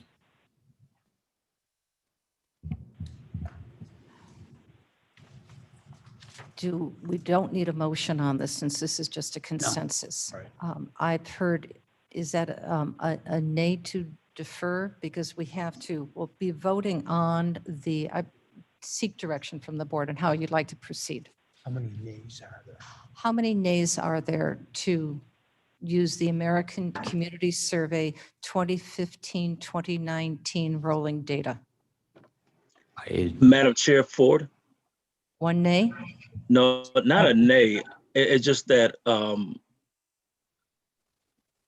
we are making it clear that this is the first time we ever use this information to make the map. So for me, the part of doing what we're going to plan to do as far as the challenging the courts actually is a part of us agreeing to use this information. I would agree with Mr. Ford. Shepro. I do believe that they are brought together, but without any consensus from this board, we will not have any data to draw a map. Madam Chair Gomes, Yes, Ms. Gomes. I'm all for using the data that we have available to us. We got to start somewhere. We'll go to step 2 after we get to that point. It's my opinion. So I'm not hearing any nays. So we have approval to move forward with the use of that data pool. Thank you. Then I'm a nay. Shepro. Nay. I dislike, the previous board chairman was excellent at creating a consensus where there really wasn't one and there were lots of unanswered questions. And I guess I just fear that if we say there's a consensus to move forward with this data, we are later going to be arguing what that consensus was. So I would support using it for the purposes I previously indicated, which are very limited and as a very preliminary work, because I agree that we shouldn't do nothing. But I don't want that to be interpreted as a consensus that we're going to use it at the end or ask a court to let us use it. Yes, Ms. Winicki. Thank you, Madam Chair. Is it possible, sorry, we could make this an agenda item since we do meet at our full county board. We do meet a week from today. And then we can put in the addition that Mr. Shepro's talking about. Well, we could. We are about to now talk about the next resolution or actually discussion to develop the lawsuit. So they're pendant upon each other to the point, but that is the next item on our agenda, is to talk about the lawsuit. Question, please. And if I may, and the state's attorney can correct me, I believe that even with the census data coming out, there's already threats of lawsuits for that as well. Bates, please. May I suggest a procedural compromise here? Let's talk about the lawsuit, okay? And then at the end, propose a consensus that combines the two. We'll have had both of them, and then I think that addresses Mr. Shepro's concerns, which I think are properly registered, and it keeps our agenda in order. So if we now discuss the lawsuit and then we ask for one consensus at the end, which in my paraphrase would be that we use the 2015-2019 ACS 5-year data and concurrent the earliest possible time file a lawsuit that would enable us to obtain legal proper census data preparatory to or as a precondition to the final redistricting, which is, I think, what we're talking about. I'm not trying to take a position so much as to repeat what I think we've agreed on. Shepro likes Mr. Martin's suggestion. Or Mr. Shepro So likes does Mr. Gums. Martin's suggestion. Bates, Ms. please. Gums? Oh, yes, Ms. Bates, you have not yet spoken. Yes, I have a question.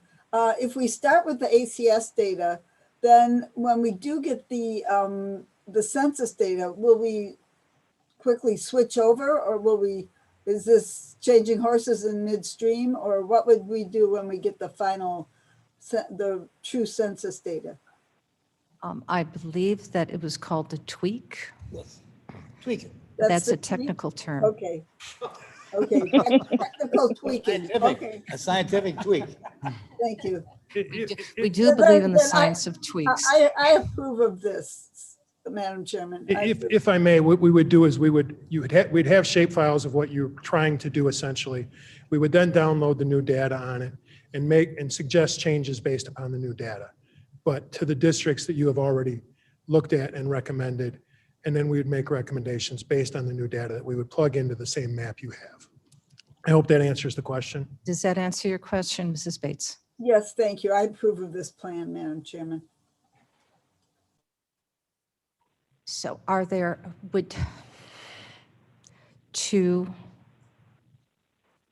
trying to figure out how to say this. Do we have a consensus to use the ACS 2015-2019 rolling data along with going forward for a potential lawsuit, we don't know, pending the outcome of the state legislators meeting, I believe that ends on May 31st, to start moving forward with the drawing, using that data,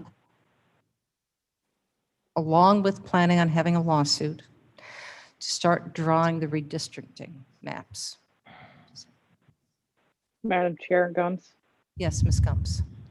I agree with that. Our hands are tied so far behind our backs, and we're only one county. There's 101 other counties out here, and with all due respect to our state legislators, they're very aware of our position. And frankly, I'm a little disappointed that legislation has not been handled so that we're not sitting in a room talking in circles about what we can and cannot do. We are bound by statute, and it has not been corrected. Phone call after email after phone call, nothing's been done. So we have limited options, and we have to go forward with that until they fix it. And I would like to thank you, Ms. Gums, for your perseverance in contacting our state legislatures. I have done the same, and the reaction has been equal of, we will get to you. But there's been no response back of any substance, ranging from state senators to our state representatives. So it is an issue, but it's an issue that is being faced with all 102 counties. Correct. It's our problem. So are there, Mr. Shepherd, you have one more question? I actually have a motion. I'd like to move to table the consensus you outlined until the end of the meeting today, after we have discussed the lawsuit more thoroughly. Second. Okay. Berman. Berman. So may we then move for, have the vote roll call, please.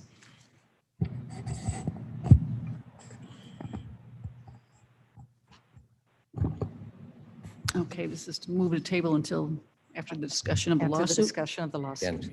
Allen, Allen, aye. Bates, Bates, aye. Berman, Berman, yes. Brown, Brown, yes. Ford, Yes. Ross, Yes. Helms, Gums, yes.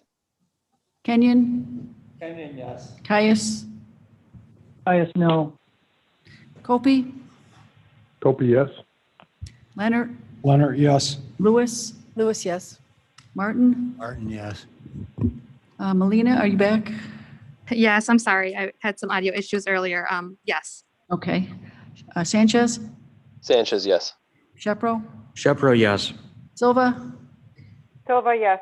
Strathman, Strathman, yes. Sturgis, Burgess, yes. Tepe, Tepe, no.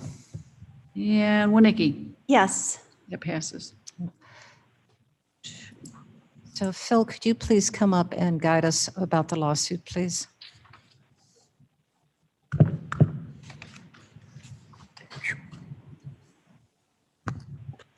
So we're still working through, the details on what it would look like. But most likely, we're thinking about primarily a mandamus action, possibly injunctive and declaratory relief, seeking, my recommendation is seeking the extension of the deadline for the filing of the map. Could you speak a little bit I'm louder, sorry, please? seeking an extension of the deadline for the filing of the map by this county board until approximately October 1st, 2021.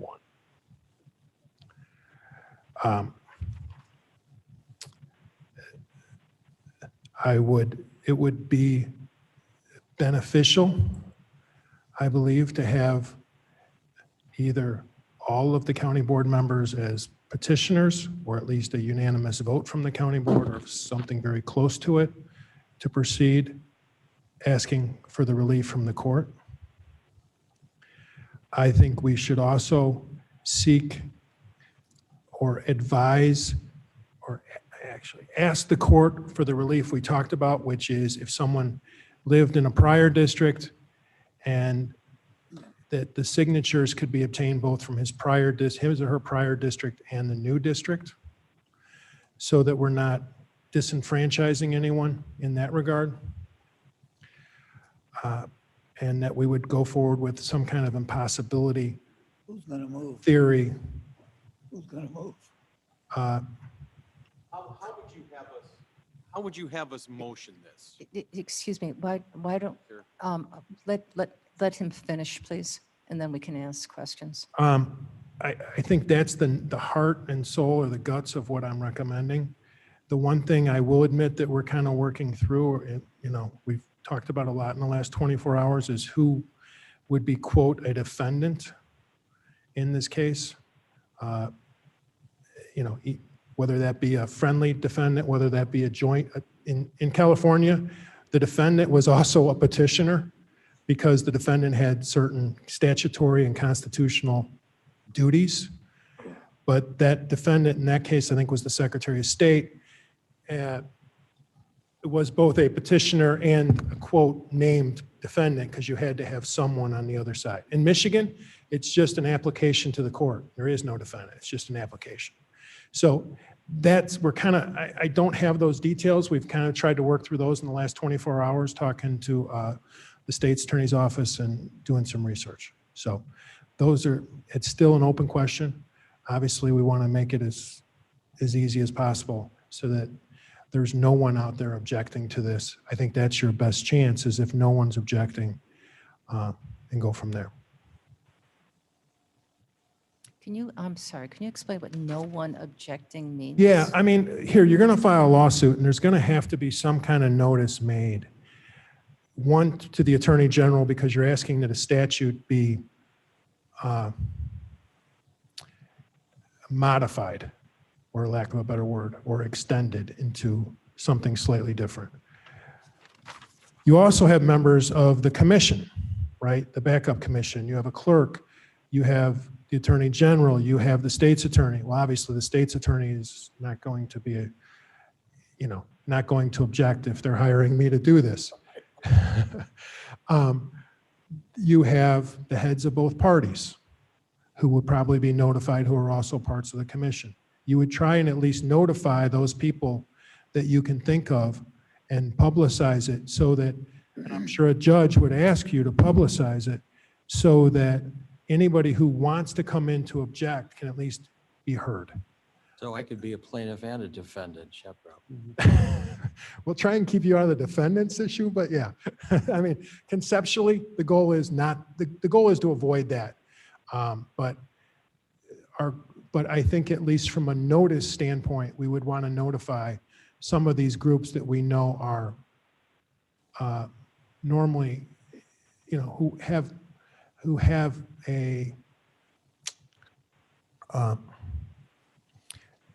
standing or haven't, and have reason to be worried about the outcome of the election. So you got parties who are running the primaries, et cetera. So you would really want to try and hope that no one comes in and object. I think everybody sees the problem. I think both parties see the problem. We have the chairman of one party here, and I know we have a number of members of the other party here as well, who are all seem to be a consensus that we know we'd prefer not to use the ACS data or draw, blind. So I think we'd be, like in California, no one objected.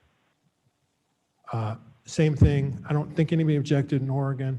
Michigan to date, no one has objected either, so. Gums won't object. Excuse me, we have Mr. Sturgis. Madam Chair, again, I think that we find ourselves after 2 hours here in a room with everybody in concurrence, and yet I don't know how to establish or verbalize this resolution to move it forward. Yet I believe that we all stand Mike, together. please. Mike. Can you hear me now? Name, please. Better. Sturgis. Thank you. So again, I believe we're all in concurrence on this. I just don't know how to verbalize this or word this to move it forward for us. Can anybody give us a hand on that? I think what we're looking for is a motion to proceed with seeking an extension of the deadline for the filing of a map by the county board. And it would be Question, Kofi? limited to that? I have a motion to extend the deadline. for the I've got- So filing. moved, Surges. This is a formal motion rather than moving to consensus. Gums will second. We can't vote No. because this is not, wasn't this Wasn't On the, well, agenda to vote. It's a discussion. This is a Madam discussion. Chairman, Yeah, I've got yes. a proposed census that I drafted. Could you use your, before we get to that, could I ask the motion be read again? we Is made? we have a, Want me to read it? We haven't vetted the questions yet. I have a question, please. Well, who's there's a that? motion on the floor. Shepro. Mr. Shepro. I recognize that. Could you please read the motion? Okay, the last motion made was by Surges, which was for the board to proceed with seeking an extension of a deadline for filing a map by the county board, and second by Gums. And I would just ask seeking an extension from the circuit court and then the rest. That answers one. I kind of did it off the cuff, so I apologize. No, could you read that again, please? Okay, by Surges to proceed with seeking an extension by the circuit court of a deadline for filing a map by the county board. Second by Gums. Is there any discussion on that motion? I'd like to hear what, Shepro, I'd like to hear what Mr. Martin had in mind. And I looked at the agenda again, and we talked about possible action approving a lawsuit. So I guess procedurally we can do it. I'm fine with the motion as it's been made. Bates, please. It's on the agenda. Oh, we have much discussion right now. Ms. Bates? I would like to amend the motion to say till October 1st. Oh, I didn't hear that. I would like to amend the motion to say seek extension until October 1st. Like a friendly amendment. Yeah. Okay, I can add it. Are there any concerns? Are we in agreement with that, October 1st? Get their approval. Very friendly. Get their approval for that. That would be It's Surges. Mr. Surges. Do we have your approval? Absolutely. And Gums is okay with that? And Ms. Gums? Absolutely. Okay. Madam Chairman? Caius, Yes, Mr. Caius. does that include all of the necessary caveats that we need to have that we're going to file it for an extension to that date? Is there anything else we need to add to that? I think I have a handle on what, unless someone disagrees with what I've recommended, I think I have a handle on the other relief requested, which is the signature issue. I don't think it's important. Kofi, please. Can you specify the signature? Wait, hold, excuse me. Don't, please, Sure. one at a time, please. Sorry. So, Mike, You're going to move? I do have a question regarding this before we go forward with this, just for clarification. And Mr. Fonstock, perhaps you can weigh in on this as well, please. What I'm hearing is that we are looking at filing a lawsuit so that we can get the census data, develop a preliminary map of our best work that we can have limit with the data that we are given to do a redistricting of 24 districts using the ACS 2015, 2019 5-year rolling data. Petitions are going to go out at the end of August as appropriate.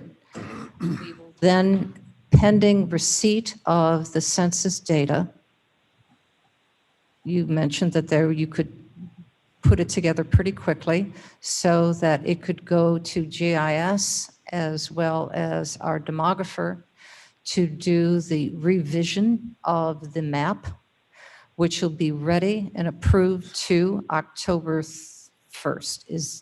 Is that what the lawsuit is going to allow us to do? Well, yeah, it'll allow you to, here, the lawsuit will not say anything about ACS. I'm sorry, I was looking at something else, but it will talk about the ability to wait until the PL data comes out and file on October 1st. And Or to file a map by October 1st, sorry. And none of our potential candidates, perhaps there'll be 48 different candidates out of the 24 districts, will have relief so that if there's any changes in their district boundary lines, if they have received signatures from a district that was drawn originally using the ACS data, and if that district boundary line changes, all of those signatures would be still recognized and to be able to be used for their petitions to run for that office. Correct. There is, and I have language, it's long, I could read it to you, but I have language that was proposed by, I think it's Asako, that I think is good language in that regard. Okay. One more clarification, please. There would be then no delay in the, I have a point of order. yes, sir. I don't think that this is the way one does a lawsuit, is to keep saying, are we going to do this? Are we going to do that? Name, please. I was just seeking clarification about what this lawsuit is going to be on. Well, is this all going into the motion? No. No, this is under discussion. We're in discussion. We're under discussion. There is no delay in the actual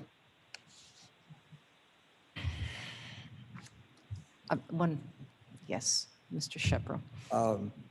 I guess I'm old fashioned. If I'm going to be a plaintiff in a lawsuit, or we're going to be in a lawsuit, I have nothing but admiration for our counsel's ability to do that. I would like to see that lawsuit. I'd like to see the proposed complaint. And we've already just in a few minutes here said, well, wait a minute, we want to make sure it says this. We want to make sure it says that.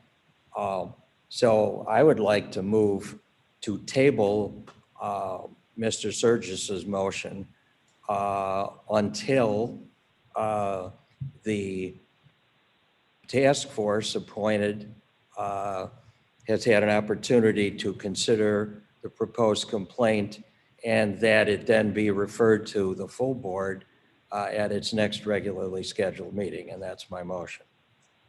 Is there a Kopi second? seconds. Mr. Kopi seconds. And if I could be recognized, maybe? Yes, Mr. Kopi? Motion to table is not debatable. Not debatable. That's Take the correct. vote. So could you please call the roll? This is a motion to table. With specifics. Okay, motion, okay, move to table the above motion. Actually, parliamentary, Shepro, parliamentary point, it really is a motion to postpone to a definite time. And that is debatable. I'm happy to withdraw the motion, whatever you guys want. All right, we have, Well, may I speak to that, please? I think I need a parliamentarian. Could we have, What are we hoping to achieve at this point? I'm sorry. Okay, to Mr. Shepro's last point, if you could just repeat what you're attempting to do. I'm not sure that the task force truly has a role in determining, the advisory body portion of it really has a role in determining whether the county brings a suit, but that's up to you. But was there a date certain that you wanted to? Yes.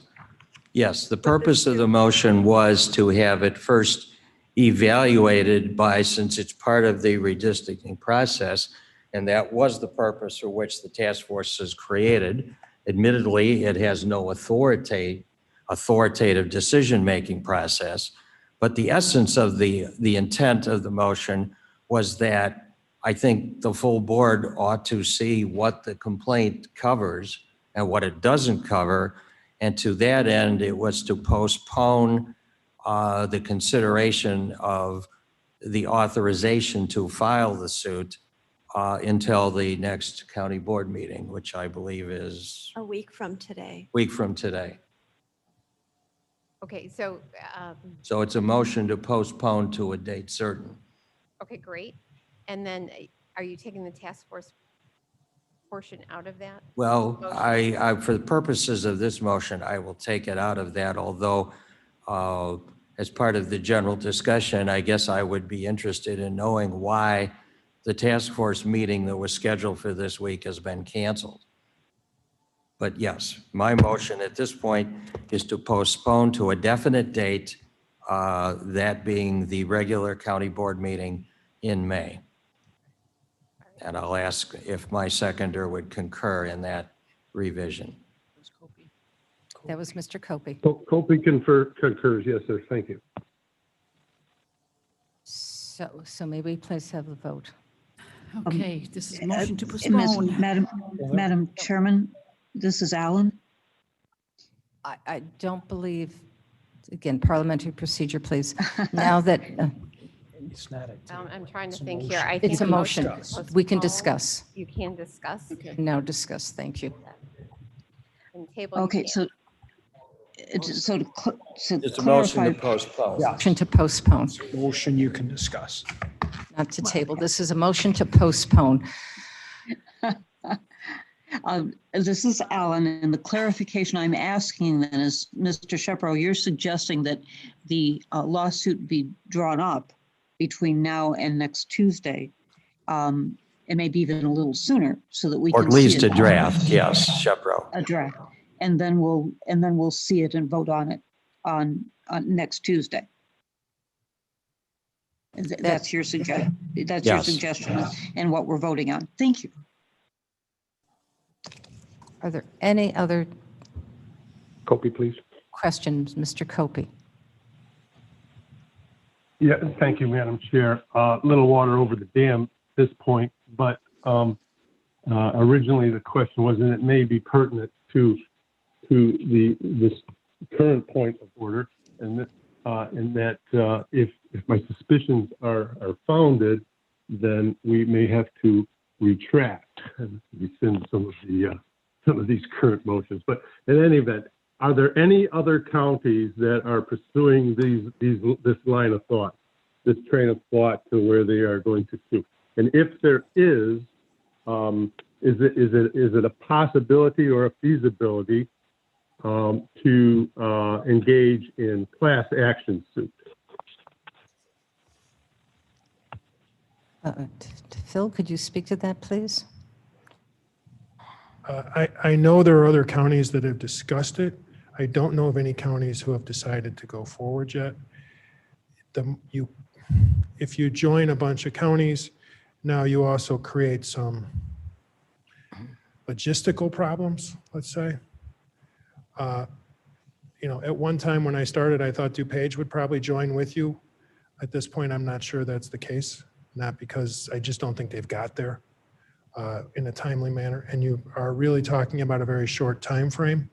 If you file, maybe people will join you, but you also have to worry about where are you filing and who's got jurisdiction. If you bring in 5 counties, are you now filing at the Illinois Supreme Court? Are you there's just a lot of logistical issues that would have to be worked out if you proceeded that way. Understood. Thank you very much.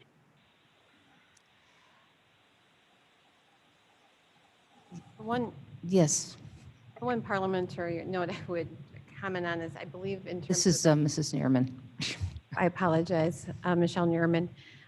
I believe the debate is supposed to be limited to whether or not to postpone, not the other merits of the discussion. It's whether it's the merits of postponement. So for example, postponing to the next regularly scheduled meeting would allow you to have time to get the complaint drafted, a draft proposed, and you would have time to look at it. So that would be the merits of postponing. Thank you. So now that we know the merits of postponing, so that we may see a draft of the proposed. Yeah, Madam Chairman, Alan again. Sorry. My question is that physically feasible? Mr. Lukhans, will you be drafting this, and can you get it done in time for us to look at it? As long as you don't expect perfection by Tuesday, I'll have something to you. It may have holes that need to be filled in. It may have additional argument, but it will give you, I think, the nuts and bolts, and it will give you the relief requested, which I think is probably what Mr. Shepro is most concerned about, is what relief we're requesting. It may not have all of, the details, and it may be 2/3 of what might actually be filed, but we wouldn't change any of the relief from then to there, which I think probably satisfies what I think the board is looking for at this point, but I shouldn't speak for them. Yes, Mr. Thank you, Leonard. Madam Chair. Mr. Lukhans, I hate to put more pressure on you, but could you get that together by Monday so we'd have 24 hours to review it before the county board meeting? I will do my absolute best. It will be tight, and hence why I said, if you see typos, if you see whatever, That's please all right. forgive me. Yeah. But, it is a short time frame. We will get you something though Monday. I will promise you Wonderful. maybe not by the end of business, but you'll get an email by sometime that evening at the latest. Great. If that's acceptable. That's acceptable. Okay, very good, thank you. So I believe now we can call the vote. Okay, so this is for the motion to postpone, correct?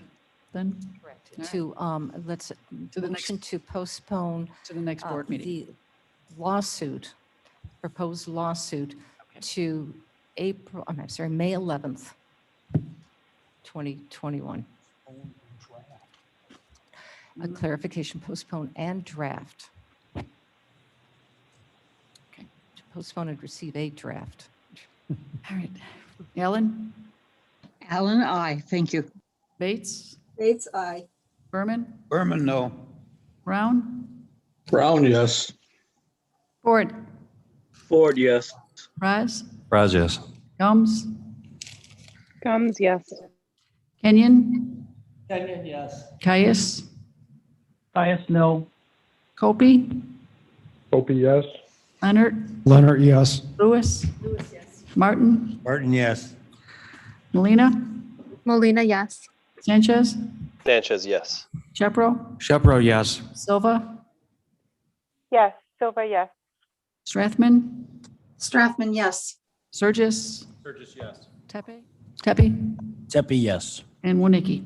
Yes. That passes. Okay, very good. Now I believe let's circle back around, please. And we had a consensus that was pending the discussion on having a lawsuit, that they were intertwined. May I get a consensus on using the American Survey 2015-29 pulling 5-year rolling average data?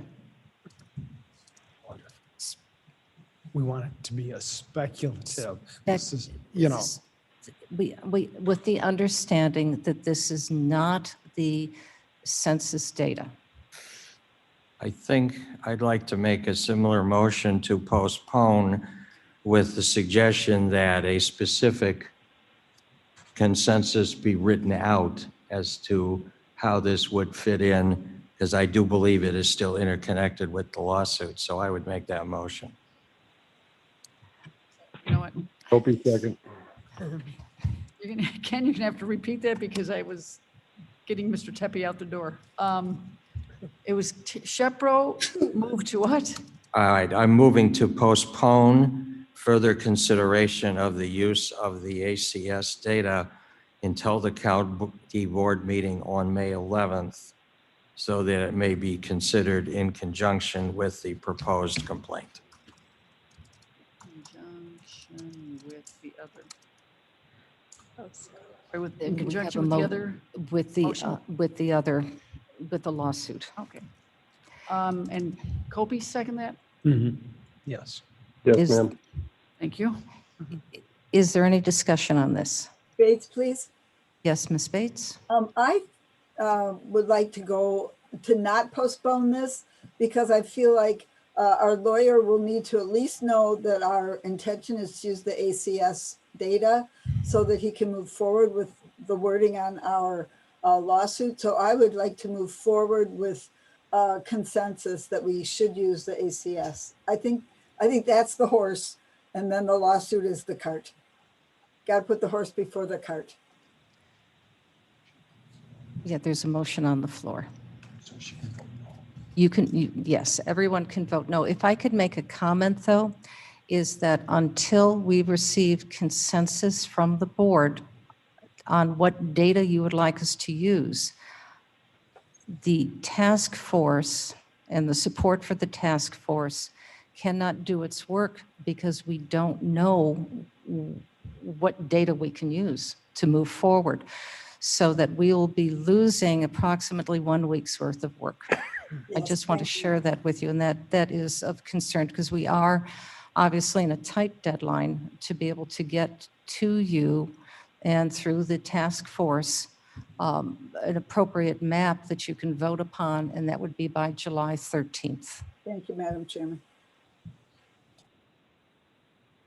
So, Madam Chair, Opie, yes, Mr. Copey. sorry for the delays. All due respect, and that is a very pertinent point. And you had me question myself, but the essence of the delays, not the delays, the postponements, is to establish the language.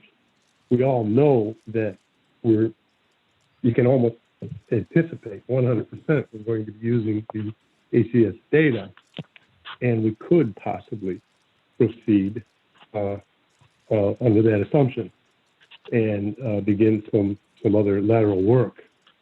So I think Mr. Sheffro's point and motion is valid, and I will maintain my second. Thank you. Thank you. Is there any other discussion on this? Yes, Mr. Shepro.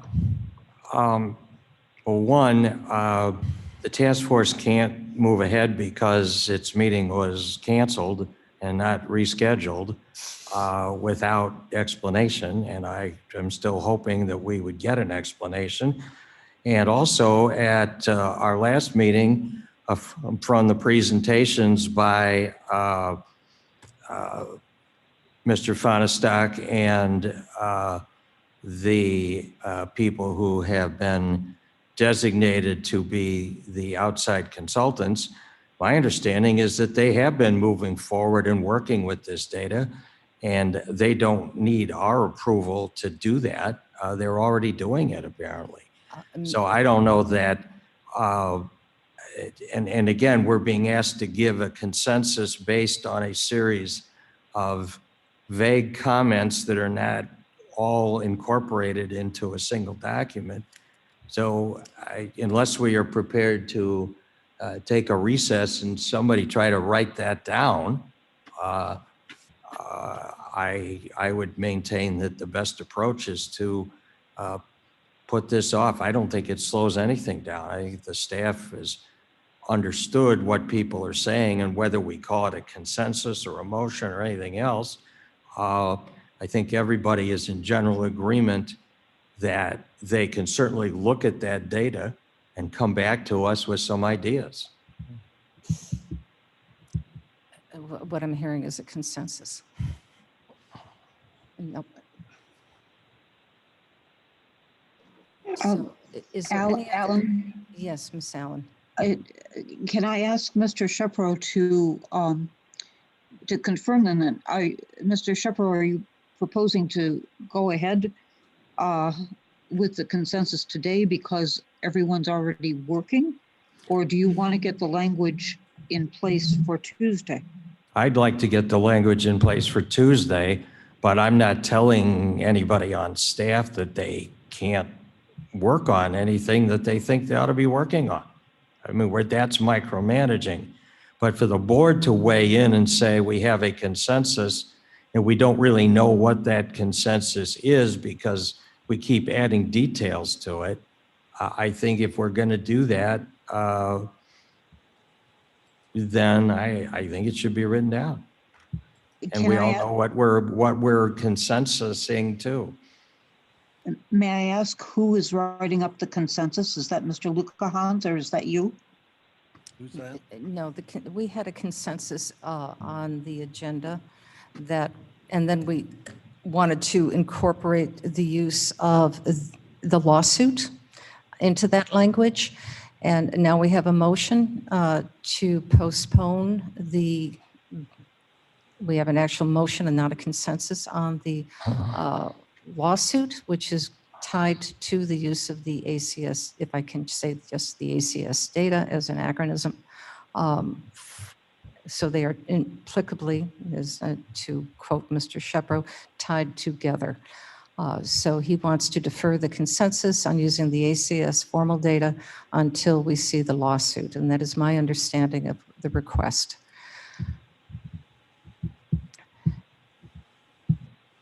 Thank you. Madam Chairman? Hold on just a second, please. Yes. Fraz speaking. I did support the postponement of the lawsuit. That's a much more technical document, in my opinion. But it sure sounds like everybody's in agreement to use the ACS data. So I will not be supporting the postponement on the second issue. Thank you. Yes, Mr. Caius? Well, I should follow Mr. Fraz every time, I guess. That was my point, is that I think that what not to put words in his mouth, Mr. Shepro was saying is they already understand what we want, so we're just confirming that we wish them to continue to use the ACS data as we go further in our process here. So I will not support a postponement. I think we need to get at least part of this over with and understood. Let's short circuit the process. Shepro, if I might, I would like to withdraw my motion and ask Mr. Copey to withdraw his second. And instead, I would register that I do not join in the consensus. Thank Mr. Copey. In lieu of no motion, I have no second. Thank you. Okay, thank you. Madam Chairman Bates? Yes, Ms. Bates. Can we through parliamentary procedure have a roll call on a consensus? No. That it's not a consensus. And it's not a consensus. It's not a consensus. There's been an indication that consensus has not always been a true consensus in this board. And well, if it's against the rules, never mind. But it would be one way to give everybody a voice. If I may, are there any, I'd like to call the consensus because we have one more item we do need to discuss on the agenda. If there are any nays, could you please voice them now? Shepro, nay. Copey, nay. Consensus. A general agreement. Opie and Shepro are nays. Anyone else? And this is the consensus. This is to for the use consistency. ACS data. There is a consensus to use the ACS data. Thank you, everybody. Whoopee. All righty, now. I like bridges and roads. The authoritative source, Google, defines consensus as a general agreement. So I think there is apparently a general agreement. General agreement to use ACS data. Thank you. The ACS 2015-2019 rolling data. Estimated rolling data. Yes. Kenyon, I'd like to point out that you just spent 2 hours of your lives and you didn't get anywhere. You might as well put masks on and try and walk through the woods. Hey, Mike, I'm wearing my mask Too at many home. cooks FYI. trying to be in the kitchen. And what Ken really doesn't want, he wants not to vote on something he can't see the words. He wants to know what the words are before he votes. And I think we all do.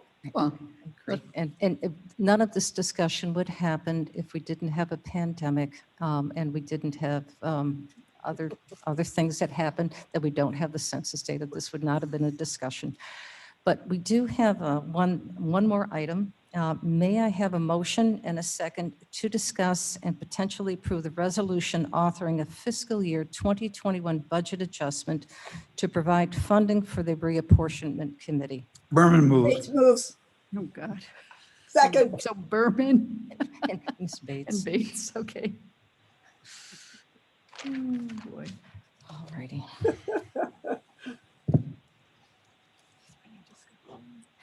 I'm just getting it right now. Okay. Discussion? Yes, a discussion, please. I'll defer to Mr. Leonard. Yes, Mr. Leonard. Thank you, Madam Chair.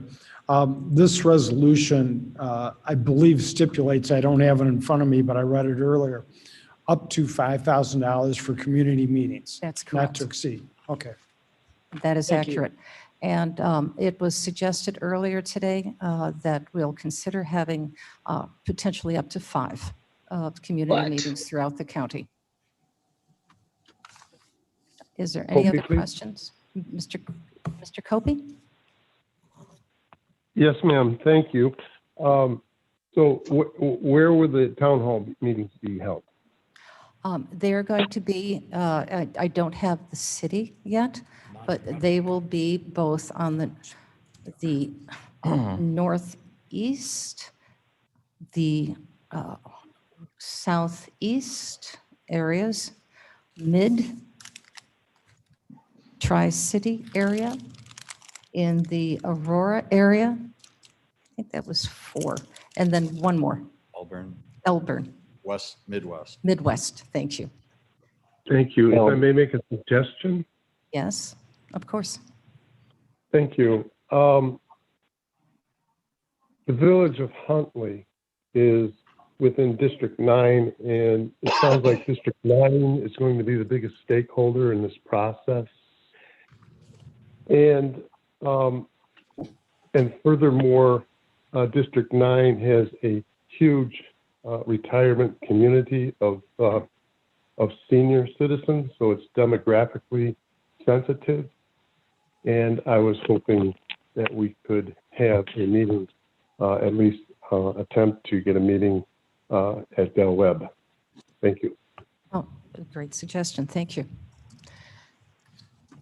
Yes, Mr. Shepro? Well, I have a couple of problems with the resolution. One is the title at least states that it is authorizing a budget adjustment to provide funding for the reapportionment committee. Reapportionment committee has not really discussed these community meetings other than to hear Madam Chair's suggestion that there ought to be some. At the end of the last meeting, I believe one of the members asked specifically, what's the agenda? What is going to be done at these community meetings? Is there going to be a map presented? I'm still puzzled as to exactly what they are designed to do. We certainly want community input, but what questions are we going to ask them to even do this, to get their input? And the second concern I have is that, as has been pointed out, normally we work through the committee structure, and it seems to me that this ought to have gone to finance. And I would like to move that it be referred to finance. I can ask, We did approve it in finance. it was approved in finance. Yes, it was. Okay, well then, why is it brought up at a special meeting of the board rather than forwarded to the, a special the regular board meeting? I don't understand But that. you have full authorization to vote and to pass motions at this meeting. This is not a committee of the whole. Correct. I mean, you certainly could have it, but my and question to- still stands then as to what is it that these community meetings are going to accomplish. And again, if it's funding for the reapportionment committee, shouldn't the reapportionment committee be weighing in on what it is that's going to happen at these meetings? Madam Well, Chair Gums. Yes, who's that? Ms. Gums. Thank you, Ms. Gums. Having attended a couple of the hearings through the state, it is my understanding that the idea behind this is to have input from the community, and they can do written testimony. The resolution that we have in front of us would coordinate or have somebody coordinate the questions that would be asked. And as board members, we would be attending those. So I think those are your questions, perhaps, that, again, having attended those hearings for the state, that's pretty much sums it up. Madam Chairman, Allen, Yes, Ms. Allen. may I suggest amending the title to say authorizing fiscal year 2021 budget adjustment to provide funding for town hall hearings? If that's a motion, I'll second it. Shepro. I'll move it and then we can, and then we can discuss it. Is there any discussion on that? Yes. Does that Ms. amend? Frost speaking. Hold on just a second, please, Mr. Frost. Frost speaking. Ms. Allen, I'm just thinking maybe on the end of that, it should be to hold public hearings related to reapportionment. Fine. Or is it technically, is it reapportionment, which we've already done, which indicates the size of the board, or redistricting? Redistricting. The Shepro, the public hearings that are provided for statute are very specific, and I believe they relate to a specific map.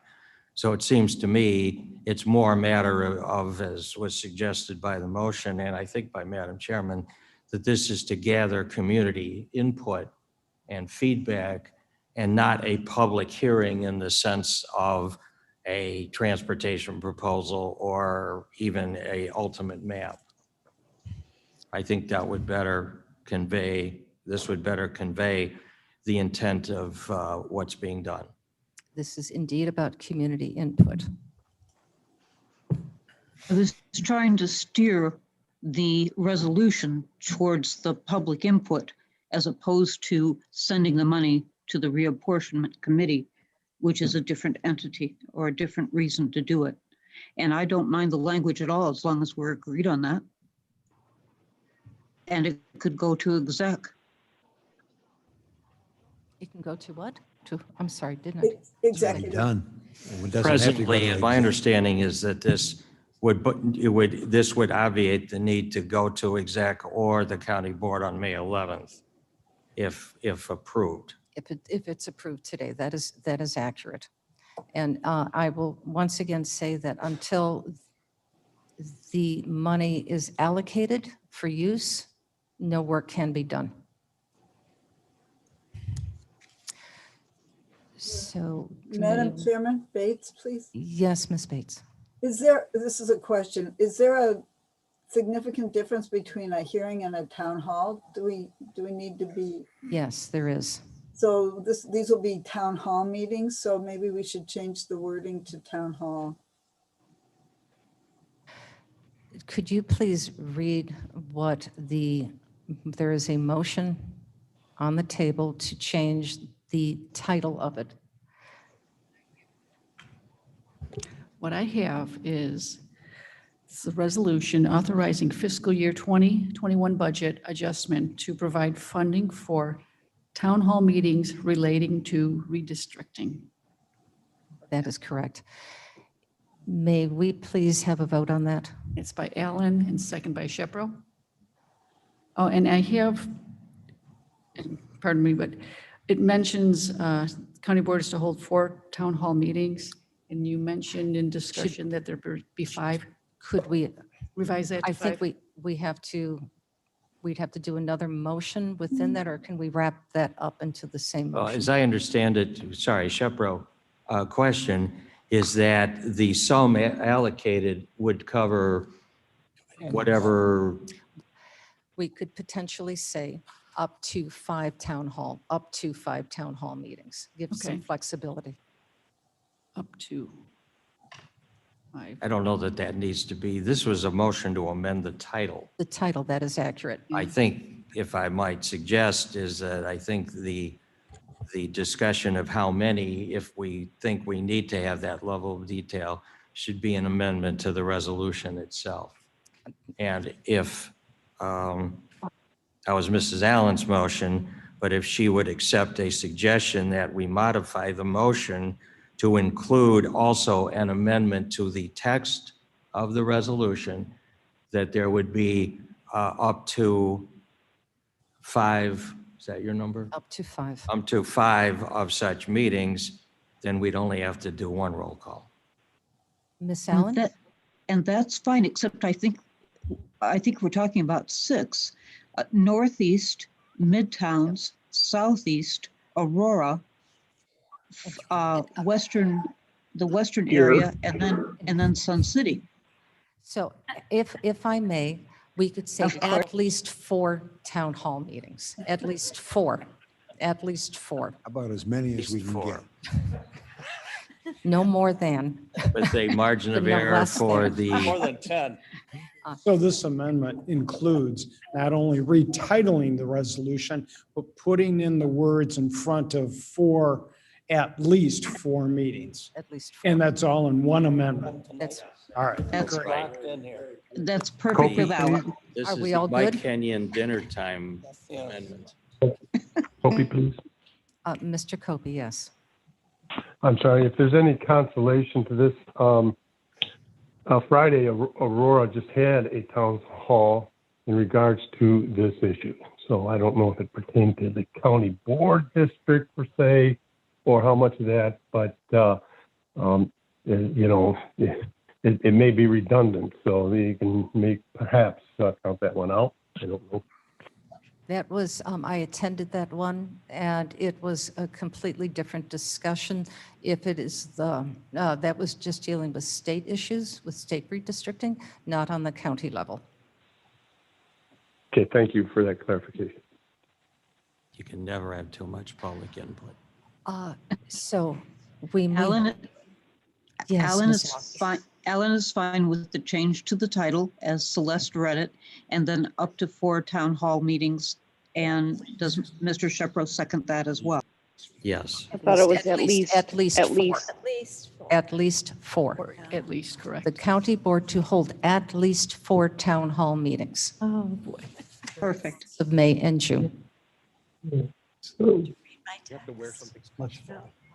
May we please call the vote? 10 would be a better number. Okay, for the vote. This is Celeste calling Ellen. Alan, aye. Bates. Bates, aye. Berman. Berman, yes. Brown. Brown, yes. Ford. Ford, yes. Raz. Yes. Gums. Yes. Kenyon. Yes. Caius. Caius, yes. Copey. Copy, yes. Leonard. Leonard, yes. Lewis. Lewis, yes. Martin. Martin, yes. Molina. Molina, yes. Sanchez. Sanchez. Mr. Sanchez? Shepro. Shepro, yes. Silva. Silva, yes. Strathman. Strathman, yes. Surges. Surges, yes. Tepe. Tepe, yes. Winnicky. Yes. That passes. Motion passes. Thank you. Quick question for the recording secretary. Yes. At one point, I recall there appeared to be 22 members present. Did that change? It's 20 right now. I didn't have Sanchez a vote, so I'm assuming he's not there. I do not Okay. see him. Yeah, there's 20 right now. Madam Chair, Yes, Ms. Bates. do we have to vote on the original motion, which was mine and somebody else's, to pass this, and then the amendment? I believe that's a very well taken point. I think that is the next item. That'll be the next item. So do I have a motion to approve? No, there is a motion. I mean- Ms. Bates' motion, yes. Could we have a vote to approve? And could you read the new title of the amendment? Oh, I mean, the resolution, I'm sorry. okay. It is authorizing fiscal year 2021 budget adjustment to provide funding for town hall meetings relating to redistricting with a text amendment to the second paragraph stating that the county, it's the desire of the county board to hold at least 4 town hall meetings. Please call the roll. Hang on. Ellen. Alan, I. Bates. Bates, aye. Berman. Berman, yes. Brown. Brown, yes. Ford. Yes. Raz. Yes. Gums. Yes. Kenyon. Yes. Caius. Yes. Opie. Opie, yes. Leonard. Leonard, yes. Lewis. Lewis, yes. Martin. Martin, yes. Molina. Molina, yes. Sanchez, did you return? I will stay tonight. Shepro. Present. All right. Silva. Silva, yes. Strathman. Rathman, yes. Burgess. Burgess, yes. Tepe. Tepe, yes. Winnicki. Yes. That passes. Passes. Thank you.